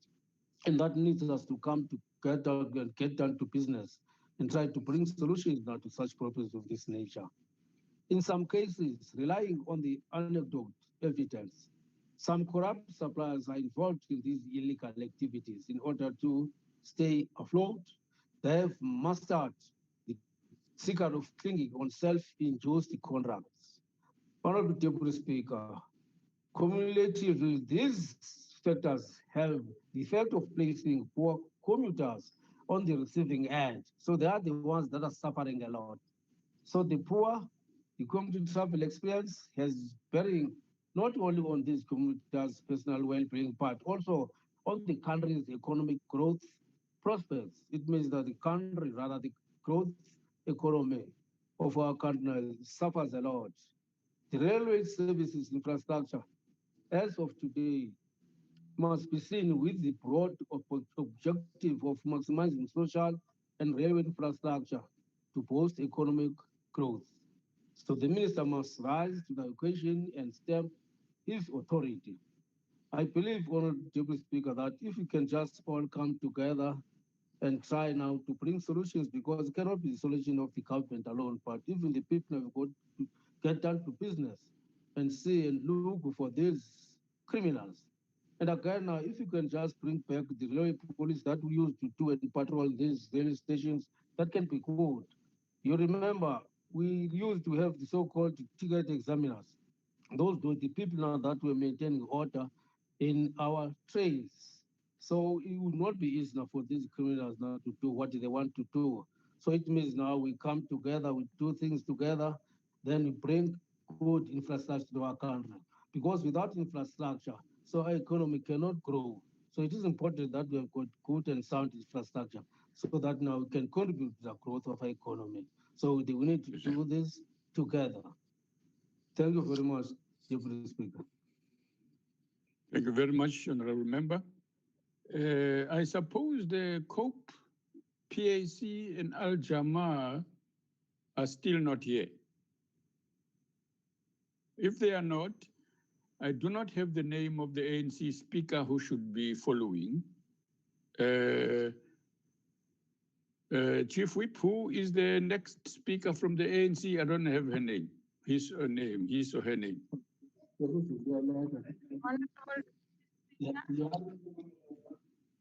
Honorable Deputy Speaker. Yes, ma'am. We have Honorable Mabena from the DA to be followed by the Minister of Transport as he makes his closing remarks. Thank you. It means the list was wrong that I received. It has ANC there. Okay, no, that's fine. Honorable Mabena.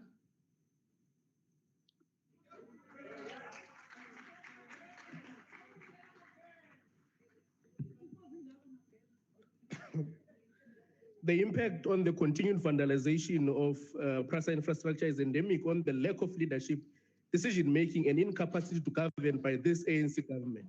The ANC chief whip stood here and said this debate is about the people, the forgotten poor people. She fell short of confirming that the ANC forgot these people, the forgotten contract security guards. Chairperson, the DA met with these forgotten and dismissed contract security guards. What we heard was heartbreaking and nauseating. It was like listening to horror stories sponsored by this corrupt ANC. Firstly, contract security personnel were working under the most trying working conditions. 2 security personnel, male and female, were deployed in the bush to guard and patrol on a 2-kilometer radius of Kabul without even toilets in the vicinity. They were forced to relieve themselves in the bush. The indignity of a woman to relieve herself in the bush in front of a male counterpart who must look out for criminals and possibly compromising her right to privacy just to be safe. Chairperson, about 3 women who were once deployed that night in the bush have been robbed at gunpoint and their cell phones taken, and while 1 woman was raped and her male counterpart was beaten to a pulp and their firearms taken on separate occasions. Guess what? PRASA has done nothing about these horrific incidents. Chairperson, Honorable Mangu also stood here and just sang. Well, this is all they can do, just sing. They failed to lead and to govern. Chairperson, PRASA embarked on an insourcing process that is corruption and fraud-ridden. Security guards that have been working for PRASA on a contractual basis for over 15 years have been overlooked for insourcing for the benefits of former Lutuli House employees. Many of the dismissed PRASA security guards met the qualifying criteria for insourcing, which stated that they needed to be in possession of a matric, driver's license, serial license, firearm competency. However, they were advised that they don't qualify. In contrast to the newly insourced former Lutuli House employees who don't even meet the criteria. Chairperson, PRASA conducted medical fitness assessments for the insourced workers in Pramfontein. Oh, yeah, okay. Honorable Member, Honorable Mabena, will you take a question? No, man. Can you take a question? No, man, can't take. Which mode of transport do you use Did you employ those people? Honorable member, no. Honorable member, no, don't engage in dialogue. Okay, go ahead, Honorable Mabena. You will have a heart attack. Order, honorable members. Honorable Mabena. Okay. PRASA conducted medical fitness assessments for the in-source workers in Braamfontein this year, of which included running a 2.5 kilometer distance in just 11 minutes. During the same time, a lady from Limpopo was 8 months pregnant and was in no condition to run, but guess what? She had a certificate indicating that she ran the 2.5 kilometers in record time. And today is a full-time employee of PRASA as a security guard. Chairperson, this is an ANC-sponsored problem. We need real hope and real change now. I thank you.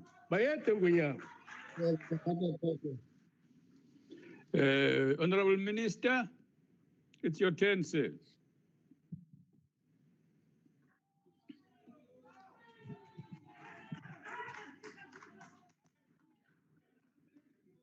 Honorable Deputy Speaker,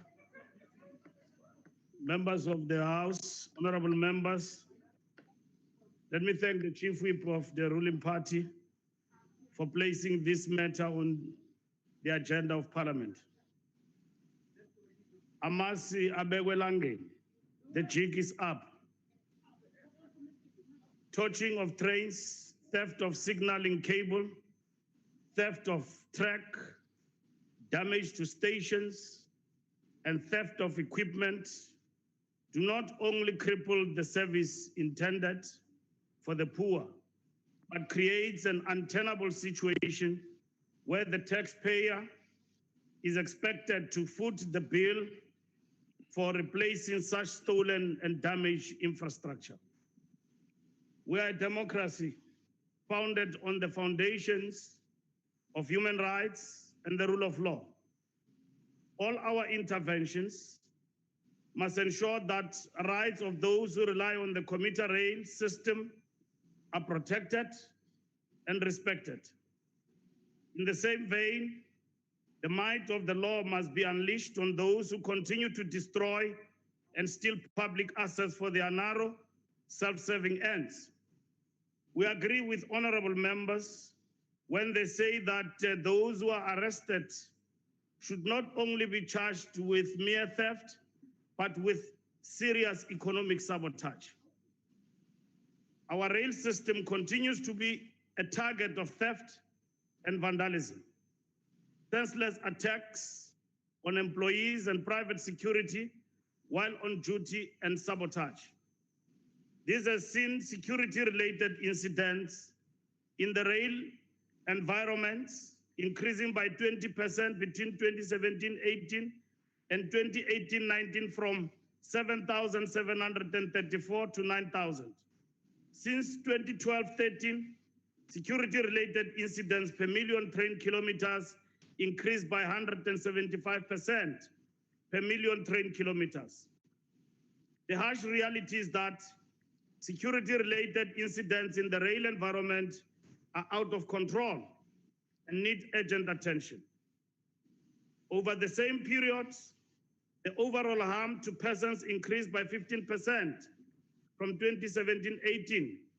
Theft and vandalism accounted for 88% of all security-related incidents in 2018-19. In addressing the pressing challenges that impact on the livelihoods of the poor who rely on the rail system for their mobility needs, we have sought to secure the passenger rail environment by bolstering passenger security. The previous security arrangement was based on a 100% outsourcing model and placed reliance on private security firms. Nothing wrong with that. Notwithstanding the huge cost, that intervention was clearly not realizing the desired outcome. So, Honorable Mabena, this particular arrangement of private security companies was tried and tested and never delivered the goods. And in fact, some of these security companies were in cahoots with criminals. What are we dealing with in PRASA? We are dealing with syndicates. we're dealing with organized crime. A new security plan was recently unveiled, and this plan is premised on developing requisite internal capability and capacity to mitigate and combat theft and vandalism of the rail infrastructure. The plan prioritizes internal security capability for armed response, control room operations, and increasing the number of physical security officials will also be created. An e-guarding solution for the protection of mission-critical assets, which includes substations, relay rooms, and sites for global system for mobile communication. Specialized investigation services with legal support and access to criminal laboratory has been procured. This capability will assist the department in securing better sentences and also improve the prosecution rate of offenders. Remotely piloted aircraft systems, also referred to as drones, have been deployed to conduct virtual patrols. These interventions are not only security force multipliers, but also enablers that will make an invaluable contribution to the enhancement of security responses to the theft and vandalism, and will also result in significant reduction in crime statistics in the rail environment. This will be implemented by the walling of corridors with Mabopane in Gauteng and the Central Line in Cape Town already at procurement phase. We have a secured land to move those who have settled in the corridor line, Central Line in Cape Town, to a secure place, together with the Department of Human Settlement and the Department of Public Works and the City of Cape Town. Honorable Speaker, Deputy Speaker, the security measures highlighted are meant to secure not only the massive investments in modernizing our commuter rail system, but also to protect the livelihoods of millions of South Africans who rely on the system for their livelihoods. This is a necessary building block for economic recovery following the devastation of COVID-19 pandemic left in its wake. Our economic recovery plans will be characterized by, among others, an infrastructure investment drive to improve the state of rail infrastructure and to ensure that it enables economic growth. In the rail sector, a number of infrastructure programs will be intensified to prioritize repairs and maintenance and also to modernize the passenger rail services. Capital transfers to PRASA will fund acquisition of new train sets and locomotives, refurbishing of train coaches, upgrading and improvement of stations. Once completed, these infrastructure programs will drive the increase in passenger trips for users accessing economic opportunities and social amenities. I wish to bring to the attention of members that the Gibela operation in Niger is up and running, and we intend to invest more resources. And the blue trains, even though I don't like the color, will be the new trains you will see in our corridors, in all our corridors in the country. These programs will also create job opportunities. This program has already created many jobs. The interventions will have a strong bias in favor of women, youth, and persons with disabilities. This bias is critical in ensuring meaningful access to economic opportunities for vulnerable groups. At the core of the investment drive lies a pertinent issue of funding. We also believe that funding is a policy matter, and that once the transport economic regulator is established, funding issues will be addressed adequately. This issue is compounded by the challenge around ownership of rail infrastructure, particularly pairways, railway lines. We hold a strong view, and I wish to agree, that the current arrangement between PRASA and Transnet do not provide the most optimal benefits for the sector and require a rethink. And that is what we are dealing with and you are going to see a better announcement with regard to this matter.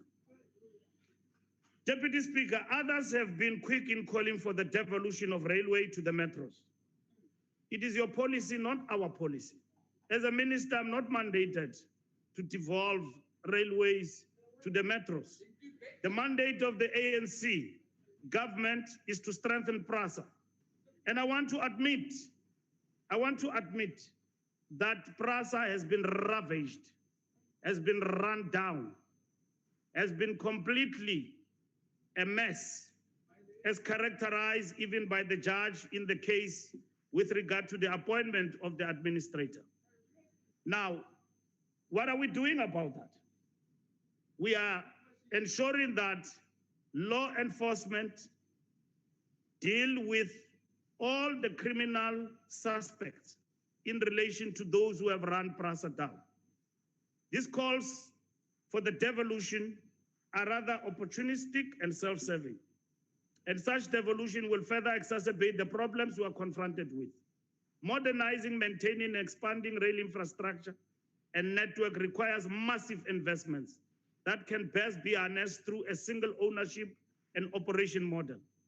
A fragmented approach would also mean metros and provinces that do not have the requisite resources or capacity to operate the services will be neglected. We are not advocating for privatization. We must not be second-guessed on this matter. PRASA is not being privatized, nor its main branch lines. The government is working on concessioning out some of the underutilized branch lines and thereby extending the commuter rail service and allowing in private sector investors and players to enter the mainstream rail services. We believe this is key to the future of rail and to the diversification of the sector, as well as an important catalyst towards the improvement of the quality of services to the commuter. The intent is to ensure a reliable, affordable, and efficient commuter rail service. And the example for those who will know, Botshabelo, Bloemfontein, and Tabanchu. We intend to ensure that such branch lines are actually concessioned with private sector in order to operationalize them. But the railway infrastructure, as it is at the current moment, it is not our policy to privatize that. We're going to refurbish, reboost, try to integrate with Transnet in order to address the challenges that are there in relation to overlapping of tasks with regard to PRASA and Transnet. In a nutshell, the value-based solution is to build a solid and sustainable PRASA by resourcing it, creating fair market prices, ensuring fair access, ensuring that fair service standards and quality of services are offered. It is only through these interventions that we can cushion the most vulnerable and the poor from the devastating impact of relentless criminality in the form of theft and vandalism of the public railway infrastructure. The long arm of the law must find these criminals, and courts must consider the devastating impact of these crimes when handing down judgments. We have acted with speed on issues of governance as required by the law, particularly the recent judgment by the Cape High Court. We have appointed the board. The board is with people with requisite skills. We've got engineers, we've got accountants, not the ones I see at Zondo Commission.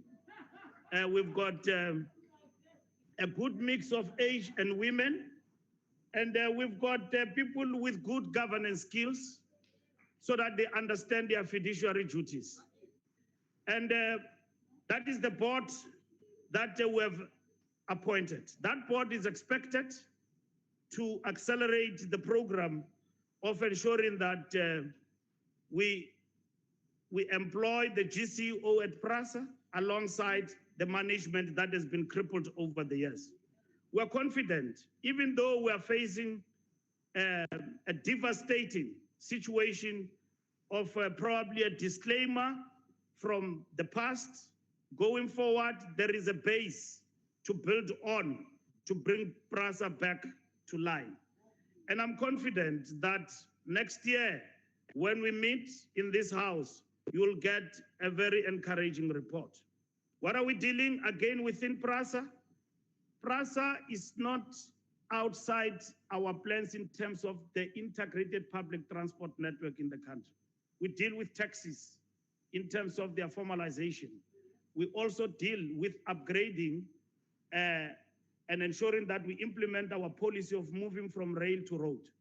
And then increasing and upgrading the branch lines that are underutilized. The aim is to ensure that we move in full scale by bringing and diversifying our mode of transport and ensuring that modes of transport like rail also do give us an input in relation to what we want to achieve as a country. What are we dealing with in terms of PRASA? We're dealing with syndicates. We're dealing with entrenched criminality, both within and outside. And that is why we've got an integrated approach in relation to an integrated plan of security that we're implementing Honorable in PRASA Deputy Speaker. as we speak. Thank you very much. Honorable Deputy Speaker. Honorable Deputy Speaker. Honorable Deputy Speaker. Deputy Speaker. Honorable Deputy Frolick. Honorable Frolick, there is a point of order from the House. Honorable Chairperson, there is not a point of order. I would like to ask the Minister if he's prepared to answer the question. No, Yes, Honorable you Mulder, can- unfortunately, the Minister's time has expired. The Minister says he's right. He's ready to do it. He can do it outside the chamber, Honorable Mulder. Unfortunately, he doesn't have speaking time left. Thank you, Honorable Minister.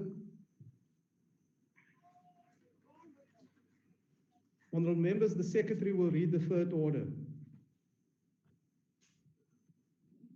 Consideration of report of Portfolio Committee on Women, Youth and Persons with Disability on draft notice on determination of salaries and allowances of commissioners of Commission for Gender Equality in terms of determination of remuneration of office bearers of independent constitutional institutions, Amendment Act 2014. I now recognize the Honorable Ndaba on the virtual platform. The Honorable Ndaba. Thank you very much, House Chairperson. House Chairperson, I hereby present a report on determination of remuneration of independent constitutional institutions on behalf of the Portfolio Committee. A letter dated 26 March 2020 was received from the President of the Republic requesting the National Assembly to consider the draft notice of determination of the salaries and allowances payable to office bearers of independent constitutional institutions, including the Commission for Gender Equality, in terms of the determination of remuneration of office bearers of independent constitutional institutions, Laws Amendment Act 2014, Act number 22, with effect from 1 April 2019. On the 30th June 2020, the matter was referred to the committee for it to consider the proposed determination for the salaries and allowances payable to the commissioners of the Commission for Gender Equality. The Portfolio Committee on Women, Youth and Persons with Disabilities met on the 18th of August 2020 and considered the draft notice on the determination of remuneration of independent constitutional institutions. Section 219, subsection 5 of the Constitution of the Republic of South Africa 1996 provides that the national legislation must establish frameworks for determining the salaries, allowances, and benefits of judges, the public protector, the auditor general, and members of any commission provided for in the Constitution, including Commission for Gender Equality referred to in Section 187 of the Constitution. The determination of remuneration of office bearers of independent constitutional institutions, Laws Amendment Act 2014, Act number 22 of 2014, which came into operation on 1 April 2019, creates the necessary framework to determine the salaries of office bearers of Chapter 9 institutions mentioned in the Constitution. Section 8, subsection 1 of the Commission for Gender Equality Act 1996, Act number 39 of 1996, stipulates clearly that the remuneration, allowances, and other terms and conditions of office and service benefits of the full-time and part-time members of the Commission shall be determined by the President.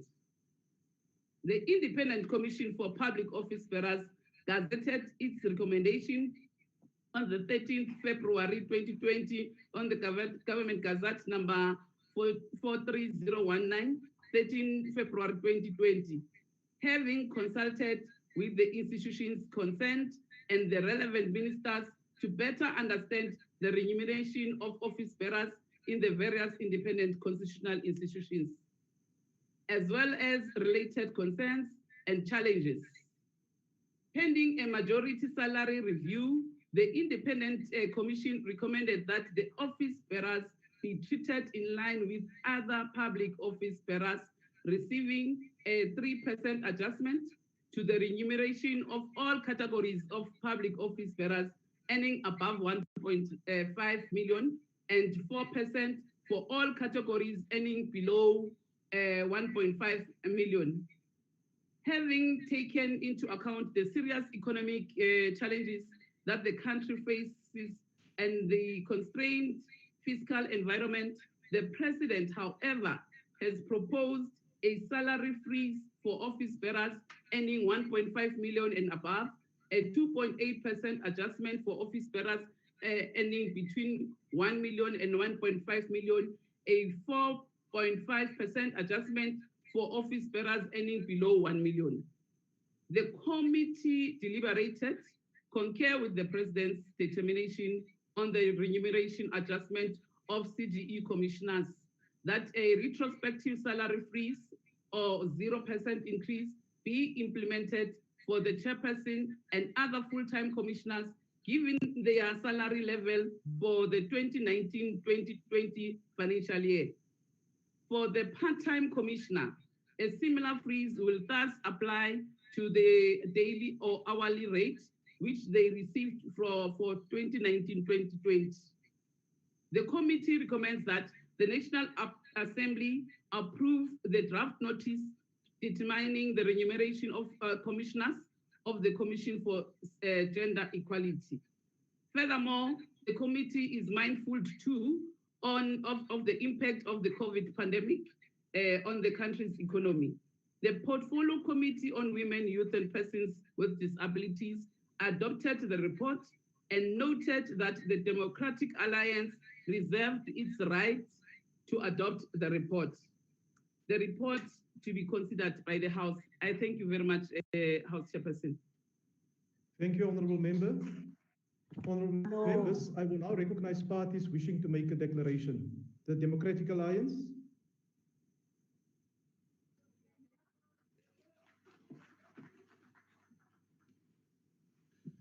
Thank you very much, House Chairperson. It is always important to be reminded of the importance of independent constitutional institutions, particularly one like the Commission of Gender Equality, which has significant role to play in promoting and protecting the rights of South Africans. The Portfolio Committee on Women, Youth and Persons with Disabilities considered the draft notice on the determination of remuneration of independent constitutional institutions referred to it by the President of the Republic on the 30th of June 2020.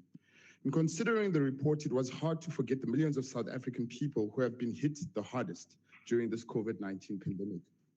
They have taken blow by blow. The ANC's hard lockdown has killed millions of jobs and left many destitute. The current fiscal constraints and challenges continue to hit us all where it hurts. The DA recognizes that the country finds itself on the edge of a fiscal cliff. Let us not make the mistake of forgetting that young people continue to bear the brunt of unemployment, poverty, and inequality. For South Africans in the age group between 15 to 34, the situation is far, far worse. Honorable House Chairperson, we have a serious challenge. As the DA would like to remind this government to make financially sound decisions that take cognizance of the economic challenges that we face. The DA welcomes the salary freeze on office bearers earning above 1.5 million, which is in line with what we've been saying as the DA. It is time for the ANC to choose South Africans over millionaire managers and protect the public purse. The DA supports the findings of the committee and reminds the ANC that a measured and responsible government is crucial at a time like this for all South Africans, in particular young people. I thank you. EFF. Thank you very much, House Chairperson. House Chairperson, we have just been told by the Minister of Finance that as part of the attempt to control the public wage gap, public servants will be getting their public servants will not be getting their salary increase for a while.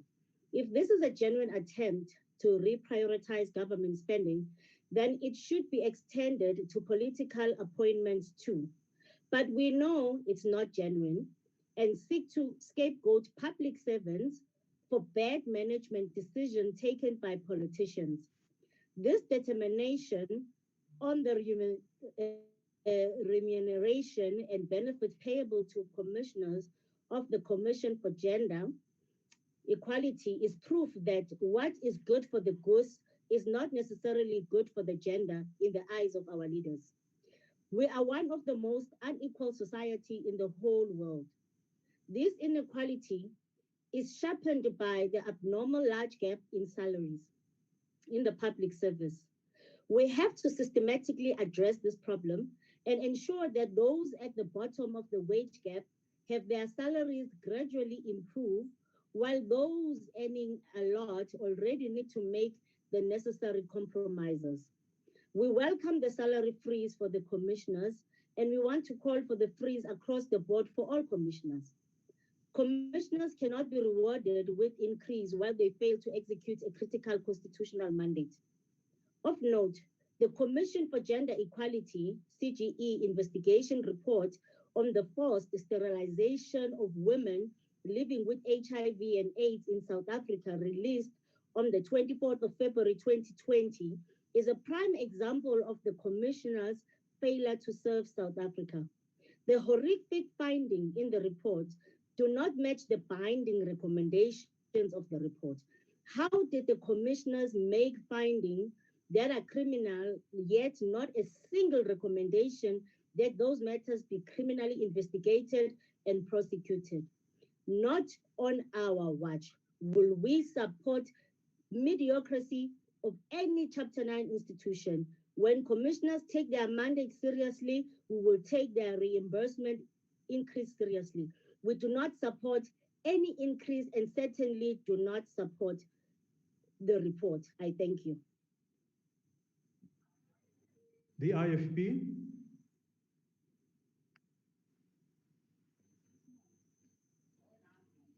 Is there a declaration from the IFP? The Freedom Front Plus. House Chairperson, the Honourable Matlengwa is in the House. She's at the podium. Please proceed, Honourable Member. Thank you, Chairperson.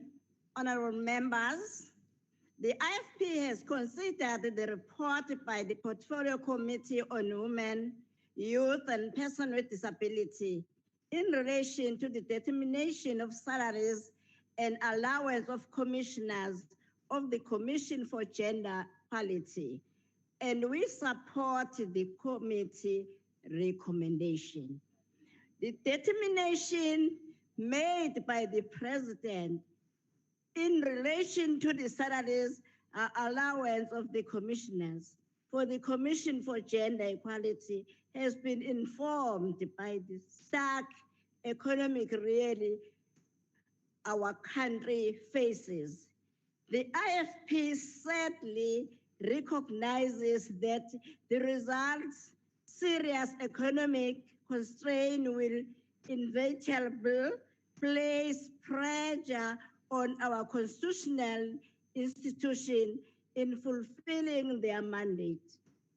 These institutions, such as the Commission for Gender Equality, play a vital role in our constitutional democracy. And now, more than ever, as our country is plagued by gender-based violence and femicides, the work of the Commission for Gender Equality is very critical. Honorable members, it is our duty as a parliament to support the Commission for Gender Equality and to lead our support to all constitutional institutions. We have to ensure that financial impact of the pandemic do not cripple this institution and prevent it from fulfilling its mandate. We need to carefully monitor its expenditure, measure its performance, and ensure accountability. At the recent Portfolio Committee meeting on the 2020/21 first quarter financial performance, concerns were raised by various members on the use of the consultant by the Commission. And the failure of commissioners to submit quarterly reports, this cannot simply be ignored. These unpredicted times call for stringent checks and balances. Honorable members, we cannot afford to waste any more of our scarce and available resource. The IFP will continuously monitor the performance of the Commission and provide support to ensure that it fulfills its constitutional duty despite this unforeseen economic constraint. I thank you. Thank you, Honorable Member. The Freedom Front Plus.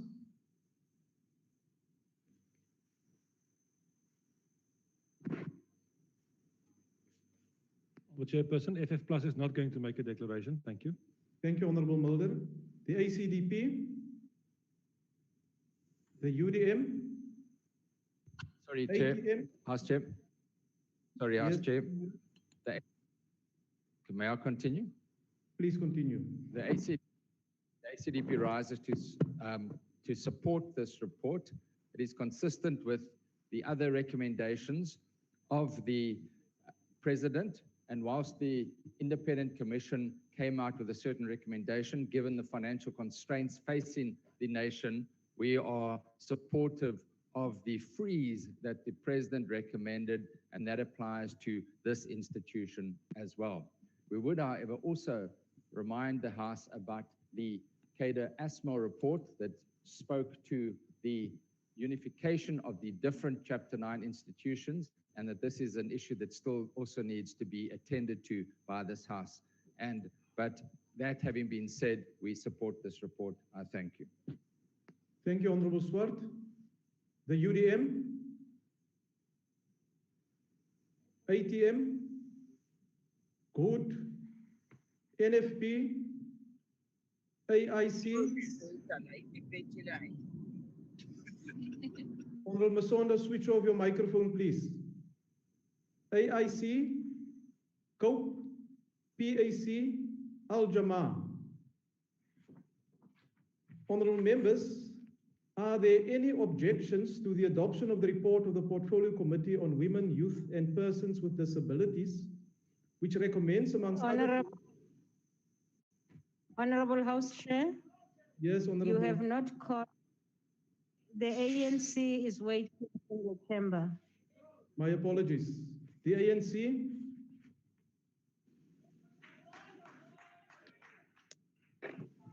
Thank you very much, Honorable House Chair. We are very present as the African National Congress. The African National Congress moves in support of the report. The Department of Women, Youth, and Persons with Disabilities, through its entity, the Commission for Gender Equality, plays a significant role in continuously advancing and promoting gender equality in our country through undertaking research, public education, policy development, and effective monitoring and litigation. The Commission for Gender Equality safeguards the rights of the South African, particularly the most vulnerable, where human rights are violated, and upholds equality for all in our country.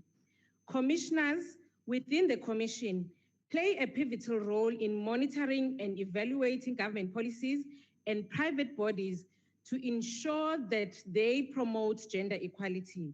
The Commission also evaluates existing legislation and practices to ensure that they are compliant with international standards relative to gender equality. This is assured through assessing of women economic empowerment initiatives in South Africa, where the Commission monitors and evaluates the effectiveness of such initiatives and provides recommendations where required. Honorable House Chair, the African National Congress Constitution articulates non-sexist policies that have deeply influenced the Constitution of the Republic of South Africa. The entrenched Bill of Rights extends to all the people the right to equality before the law, the right to human dignity, the right to life, and the right to freedom of security. It is, however, disheartening to know that women walk free in the streets and children play safely in open spaces seems to be a distant vision that is yet to be realized. Patriarchy remains a cancer eating the women of our society and takes the ugly form of gender-based violence and femicide. Every day we wake up to news of women slain and usually in the hands of her lover. The African National Congress is therefore adamant in realizing a safer society for all and building safer communities where even the most vulnerable feel safe and free to live, as indicated in the NDP. The ANC government, working together with civil society, has stepped up the fight against gender-based violence through the implementation of the National Strategic Plan to strengthen the fight against violence against women and children. The African National Congress government is also determined to uproot patriarchy in society through transforming economic relations and changing the way of thinking about gender relations. That is why through the Emergency Response Action Plan on Gender-Based Violence, government invested in fighting toxic beliefs and attitudes that lead to gender-based violence, such as addressing toxic masculinity in young boys that can contribute to patriarchy. Improvement in capacitating of the South African police services with rape kits in order to better assist victims of sexual assault, and prioritizing mental health through providing educational programs and support to victims. The Commission ensures that its programs are reachable to the masses of our people through their radio programs, in partnership with several radio stations in various indigenous languages to ensure that the radio programs reach the most remote areas. The Commission for Gender Equality is an essential institution to examine that government, private sector, and civil society prioritize gender equality, to fully realize an equal society and eliminate sexism and discrimination based on sex and gender. This is done through assessing government compliance with Convention on Elimination on all forms of discrimination against women and children, which is CEDAW, and monitoring government initiatives in combating gender-based violence and the violation of human rights, as in the case of forced sterilization. The Commission scrutinizes and monitors that victims of violence have access to justice through their advocacy, legal and outreach clinics in various provinces across the country, and monitors the gender mainstreaming by identifying gaps in government at all provinces. We applaud the African National Congress-led government for enacting a framework to guide gender-responsive planning, budgeting, monitoring, and evaluation, which is imperative in achieving the country's constitutional vision of a non-sexist society. It is aimed at ensuring better outcomes for women and girls and more tangible gender impacts in South Africa. The ANC supports the report and remains committed to achieving gender parity for women and vulnerable groups through processing of the Women Empowerment and Gender Equality Bill, which is the wage bill, which is close to finalization.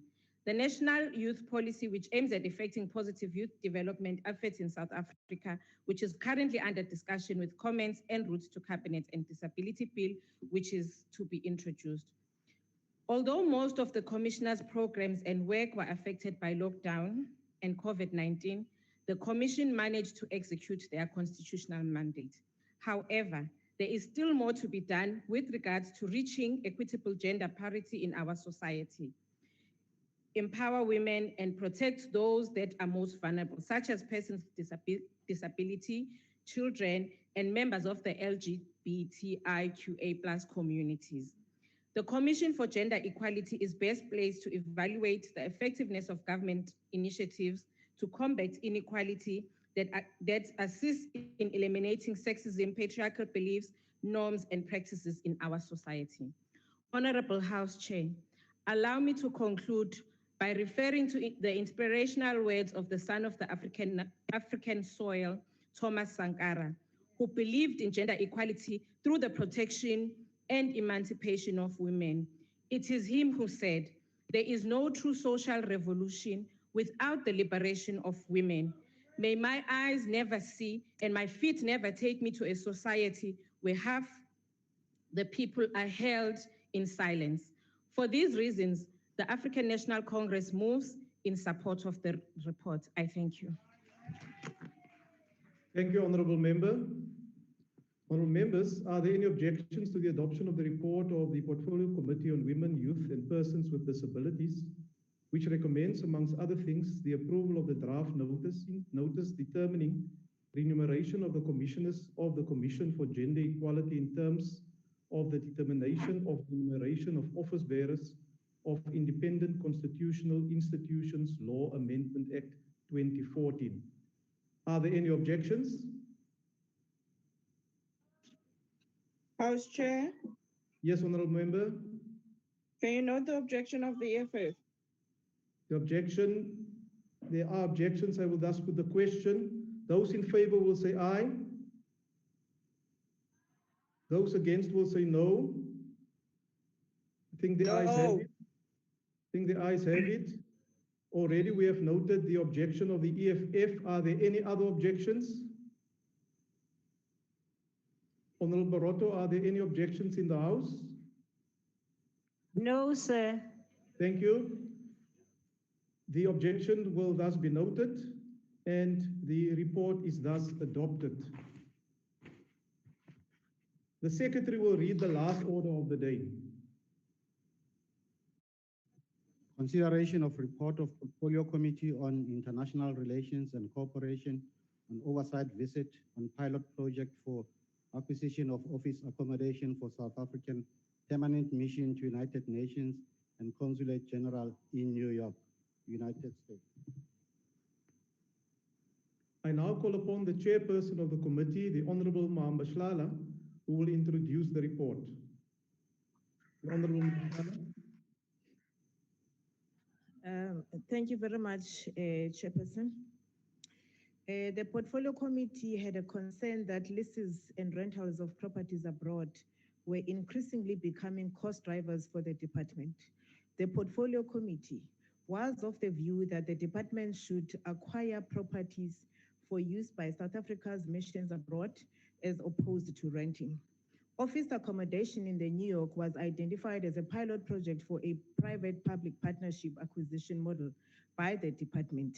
When in Pretoria for the orientation visit, 2019 August, the Portfolio Committee found that the South African Permanent Mission to the New York, UN in New York, is rented on a monthly rental fee, which is exorbitantly above the norm. Furthermore, it was found that the Auditor General of South Africa had a finding in 2017-2018 that the department had embarked upon a procurement of offices for its permanent mission and Consul General, for which it had already incurred an irregular expenditure of 118 million. It was against this background that the committee resolved to urgently undertake a fact-finding visit to assess the two situations. The Auditor General found irregularities in the execution of the pilot project in New York. Some of the contracts were awarded to bidders based on evaluation or that adjudication criteria that differed from those stipulated in the original invitation for the bidding. Alas, the company which was awarded the tender was found not to have participated in the bidding process. This led to the department incurring irregular expenditure to the amount of 118 million for the land, a land parcel. The irregular expenditure was incurred on a design, construction, operation, maintenance, and finance of the office and residential accommodation for the South African diplomatic missions in Manhattan, New York. To add salt to the wound, the initial terms were for a building covering 40,000 square meters. However, the successful bidder was working on a 20,000 square meters instead. The committee conducted an inspection in loco of the New York pilot project or area to establish whether there is a vacant land parcel in which 180 million has already been paid for the purpose of the building, a suitable and sustainable office and residential accommodation for the South African diplomatic mission in Manhattan, New York, as planned. On arrival on the site, there was no vacant land. On the New York pilot project site, no land, but was existing is an unsuitable, dilapidated building, and 118 million has already been paid for design and other related matters to prepare the land. What we saw confirmed that the report of the Auditor General had pointed out terms of discrepancies and inconsistencies in the procurement process on the New York pilot project. It is 6 years, honorable members, since April 2014, when the lease expired and the current office accommodation for the two missions in New York, the office is still not relocated to a suitable office space. The rentals are exorbitantly in that building. The building is not suitable for a diplomatic office accommodation. It is used as a hospital and poses a health hazard and is simply small in size. Disadvantage to the officials in the two missions in the New York department. It cannot be that the good image of this country will be met by the supply chain management challenges associated with the New York pilot project. This is not short of diplomatic embarrassment, and it poses a reputational risk. The committee had conducted this inspection. Two spaces were identified to which the mission would relocate. It was shocking to find that the two were not even comparable. The 605 was moved in ready. The 885 was sham and a shell house, abandoned warehouse, a parking lot similar to those used in horror movies. It was even more disappointing that the department's property education committee actually chose the parking lot for the relocation of the two missions in the New York. We demand consequence management with regards to all officers who were involved in misleading the department to choose a parking lot. In our view, this is daylight robbery of states' funds for corruption purposes. We recommend that the process for searching for a suitable relocation place start afresh to compare suitable alternative office spaces. We demand investigation and consequence management should follow as soon as possible. Lastly, Honorable Chairperson, we urge you to look into how best Parliament could better serve by traveling agents. The flight tickets are much cheaper when bought online than through a travel agent. The challenges and discrepancies we found in New York tell us we need to conduct oversight to other missions soon. The Parliament's oversight model is not user-friendly to the unique mandate of this portfolio, and the bulk of its work is beyond the borders of the Republic of South Africa. However, with the new normal, we'll be able to be creative and engage stakeholders to the best way we can, hoping for the support from this institution. I ask the House to support the report. Thank you. Thank you, Honourable Member. I now recognize the Chief Whip of the Majority Party.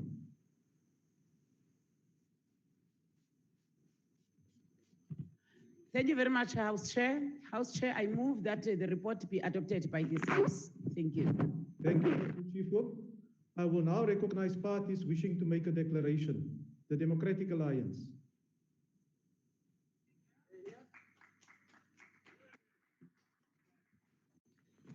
Honorable House Chair, fellow members.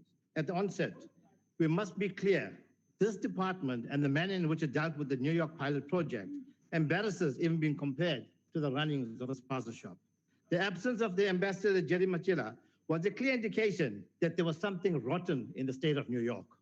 At the center of this oversight was the irregular expenditure of $118 million for the New York pilot project, as identified in the Auditor General's report of 2017-2018.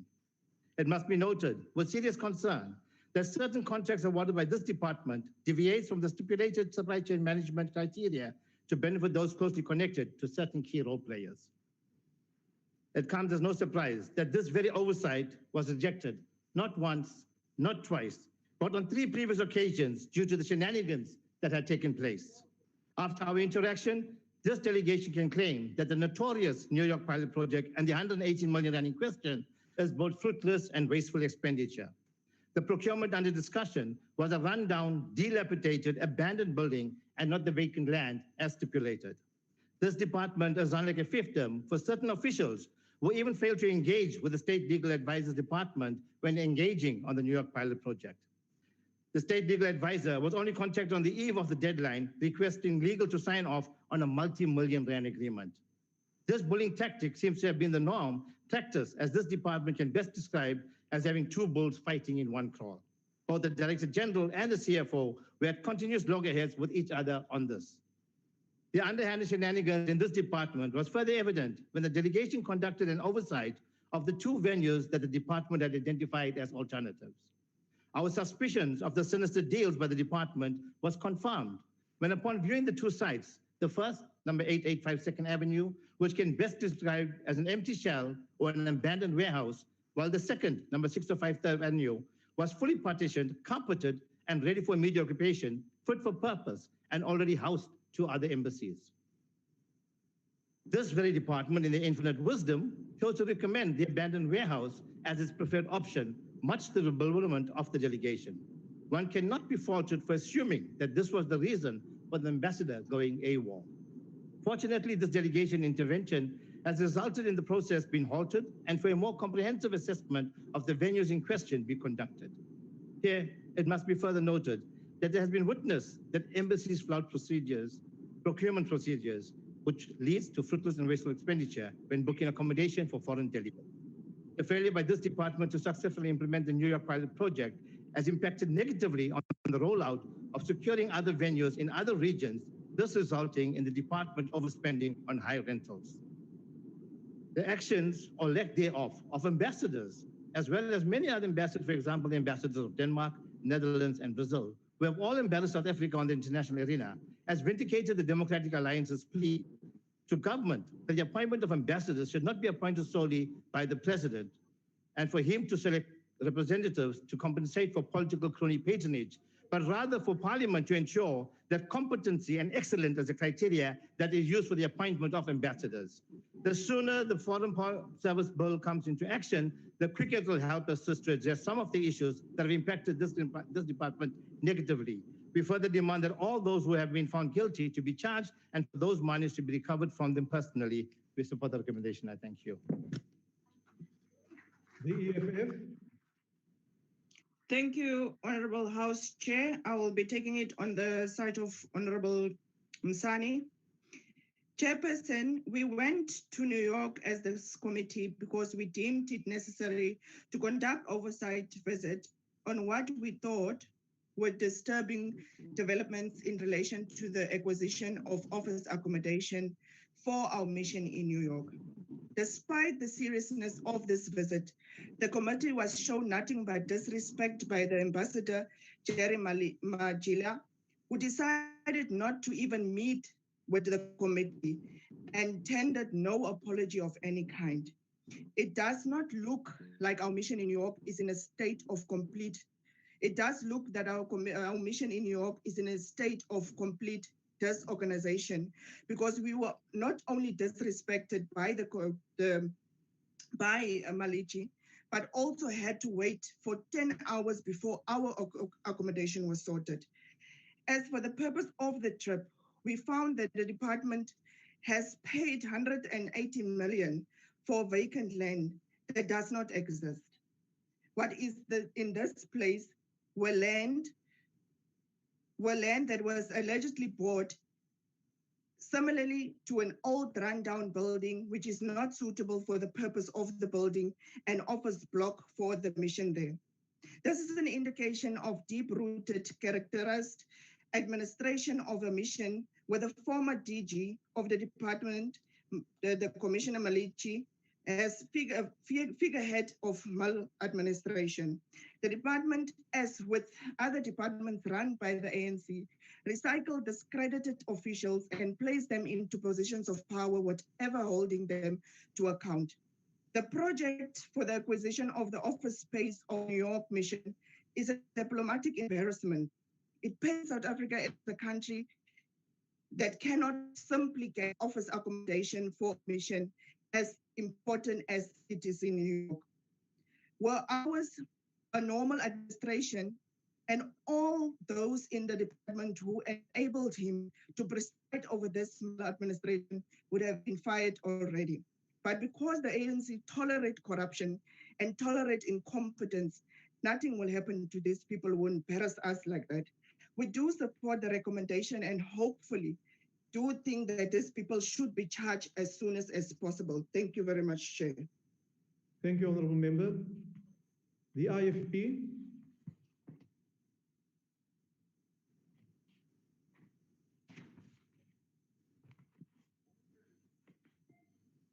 Is there a declaration from the IFP?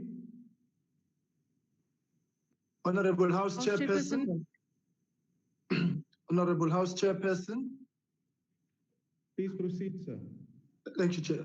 Honorable House Chair and honorable members, as if the corruption that is taking place in South Africa is not enough, its agents and proponents have decided to make it international and now take it abroad.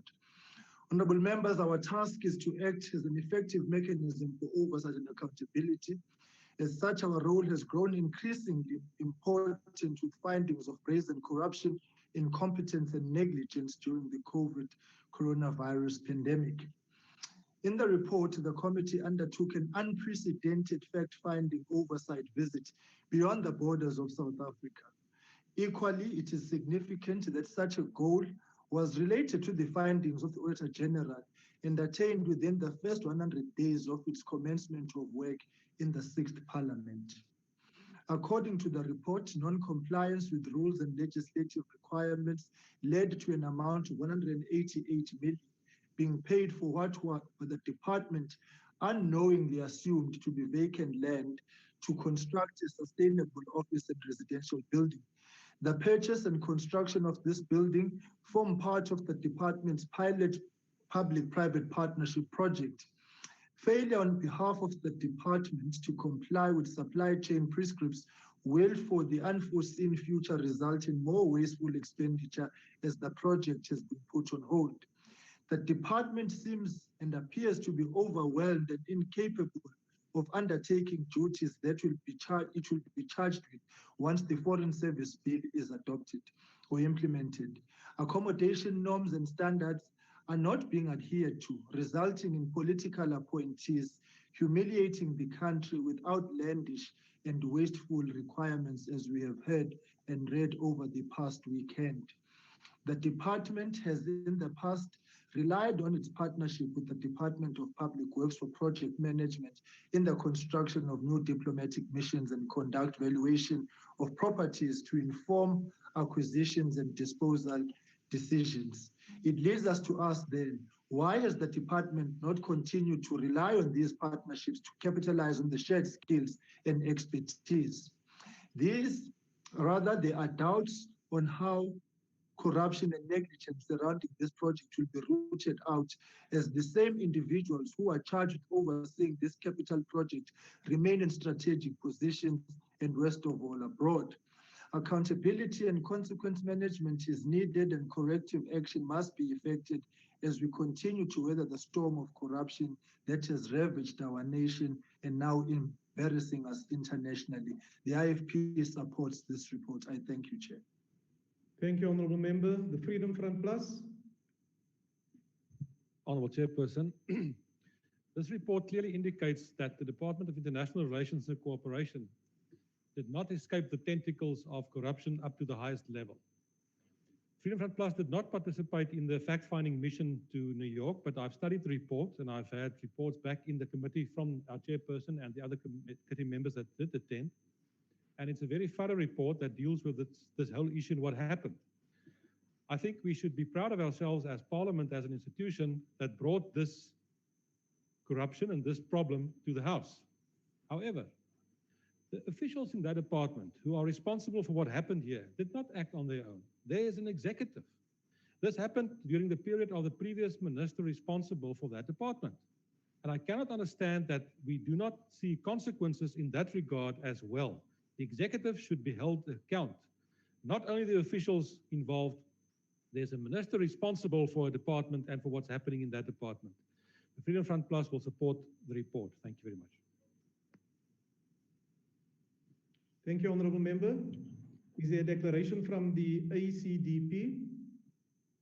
Thank you, Chairperson. Chairperson, the ACDP supports this report, and we just want to commend the committee on this historical fact-finding mission going overseas. And it is quite disgraceful when you read the report to hear what the MPs found out when they arrived there, when they looked at the different buildings that had been allocated, and they saw the one, the 118,000 Rand, which was supposed to be 118 million Rand, which was supposed to be a vacant plot, a dilapidated building, and then, as was referred to by the other speakers, the preferred option was also a decrepit warehouse as opposed to a furnished office. So clearly there was a lot of shenanigans going on here and a lot of corruption. But it is very insightful that the members were united as members of parliament and were not dismayed when even the head of mission didn't arrive, when the ambassador didn't arrive, when the accommodation wasn't there. They pursued the oversight function with vigor, and that bodes well for oversight going forward. And of course, the question that arises is, this oversight visit took place in December. The report was brought in March, and the number of the recommendations, whilst we have a member, Reverend Kenneth Meshwa, is on the committee, but one would like to know to what degree the recommendations have been complied with. And I think that's a further follow-up for the committee. And in particular, the one recommendation, 12.13, in view of the findings of the Auditor General, and of course, what the committee found, that the minister should consider requesting the president to recall the permanent representative to protect the integrity of the country and the efforts towards economic diplomacy. We would support that. And of course, we would also support looking at other missions throughout the world where such procurement practices and corruption could also be taking place. So we do support this report and commend the committee. I thank you, Chairperson. Thank you, Honourable Member. The UDM, ATM, Good, NFP, AIC, COPE, PAC, Al-Jama, the ANC. Thank you very much, House Chair. I hope I'm audible enough this time around. Honorable House Chairperson. Yes, Honorable You Member. were too far in the House. They want to make a declaration. Oh, thanks, Honorable Chairperson. COPE supports the committee's report and all the recommendations put before the House. Thank you. The ANC. Thank you very much, Honorable House Chair. Honorable House Chair, the House must note that is the ANC component in the committee that is leading a charge against the wrongdoing in the pilot project in New York. So honorable members must not find it too comforting to accuse the ANC of the things that it has no knowledge of. As the ANC component in the committee, CT, bonga benzi bububi in this pilot project, mabajeziswe. Chair, in terms of section 217 of the Constitution of the Republic of South Africa, when an organ of state in the national, provincial, and local sphere of government or any other institution identified in national legislation contracts for goods or services, it must do so in accordance with a system which is fair, equitable, transparent, competitive and cost-effective. Section 38, subsection 1, H of the Public Finance Management Act prescribes that the accounting officer for a department must take effective and appropriate disciplinary steps against any official in the service of the department, trading entity or constitutional institution who makes or permits an unauthorized expenditure, irregular expenditure, or fruitless and wasteful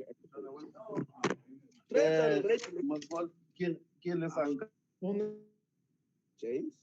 Treasury Regulations 9.1.1 prescribes that the accounting officer of an institution must exercise all reasonable care to prevent and detect unauthorized, irregular, fruitless, and wasteful expenditure, and must for this purpose implement effective, efficient, and transparent processes of financial and risk management. During the audit of the tender by DERCO in October 2015-2016 relating to the appointment of a development partner for the design, construction, operation, maintenance, and finance of suitable and sustainable office and residential accommodation for the South African diplomatic missions in Manhattan, New York City, the Auditor General noted the following issues, amongst others, Honorable Chair. The tax clearance certificate submitted with the bid is not in the name of the company was ultimately awarded the contract. The company who the bid was awarded to is not the same company who submitted the bidding documents. The director who completed all the bidding documentation is not even a director of the company who the bid was awarded to. The evaluation criteria on functionality by DERCO in the bid document only provided for the weight but not values. Despite this, Honorable Chair, values were used during evaluation process.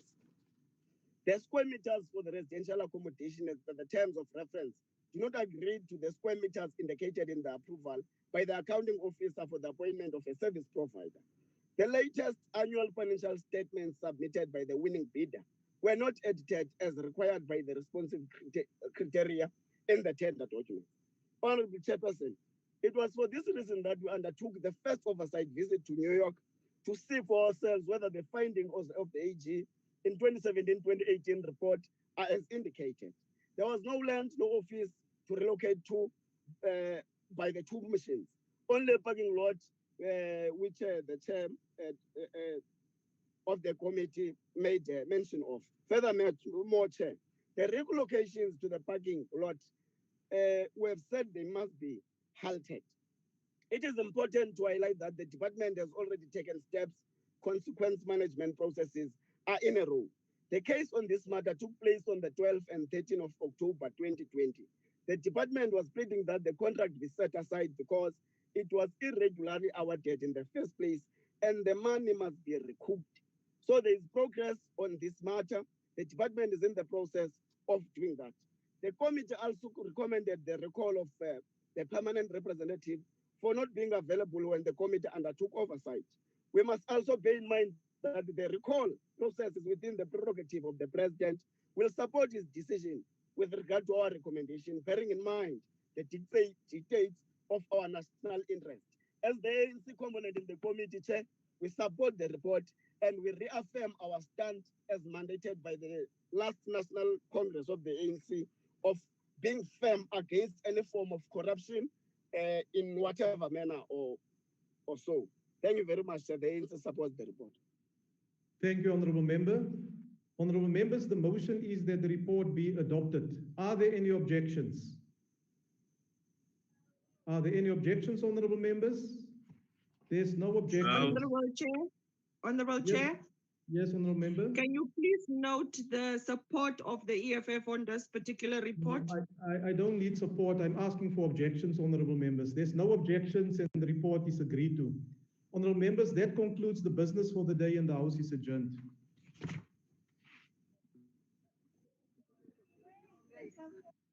Viva IFP, viva!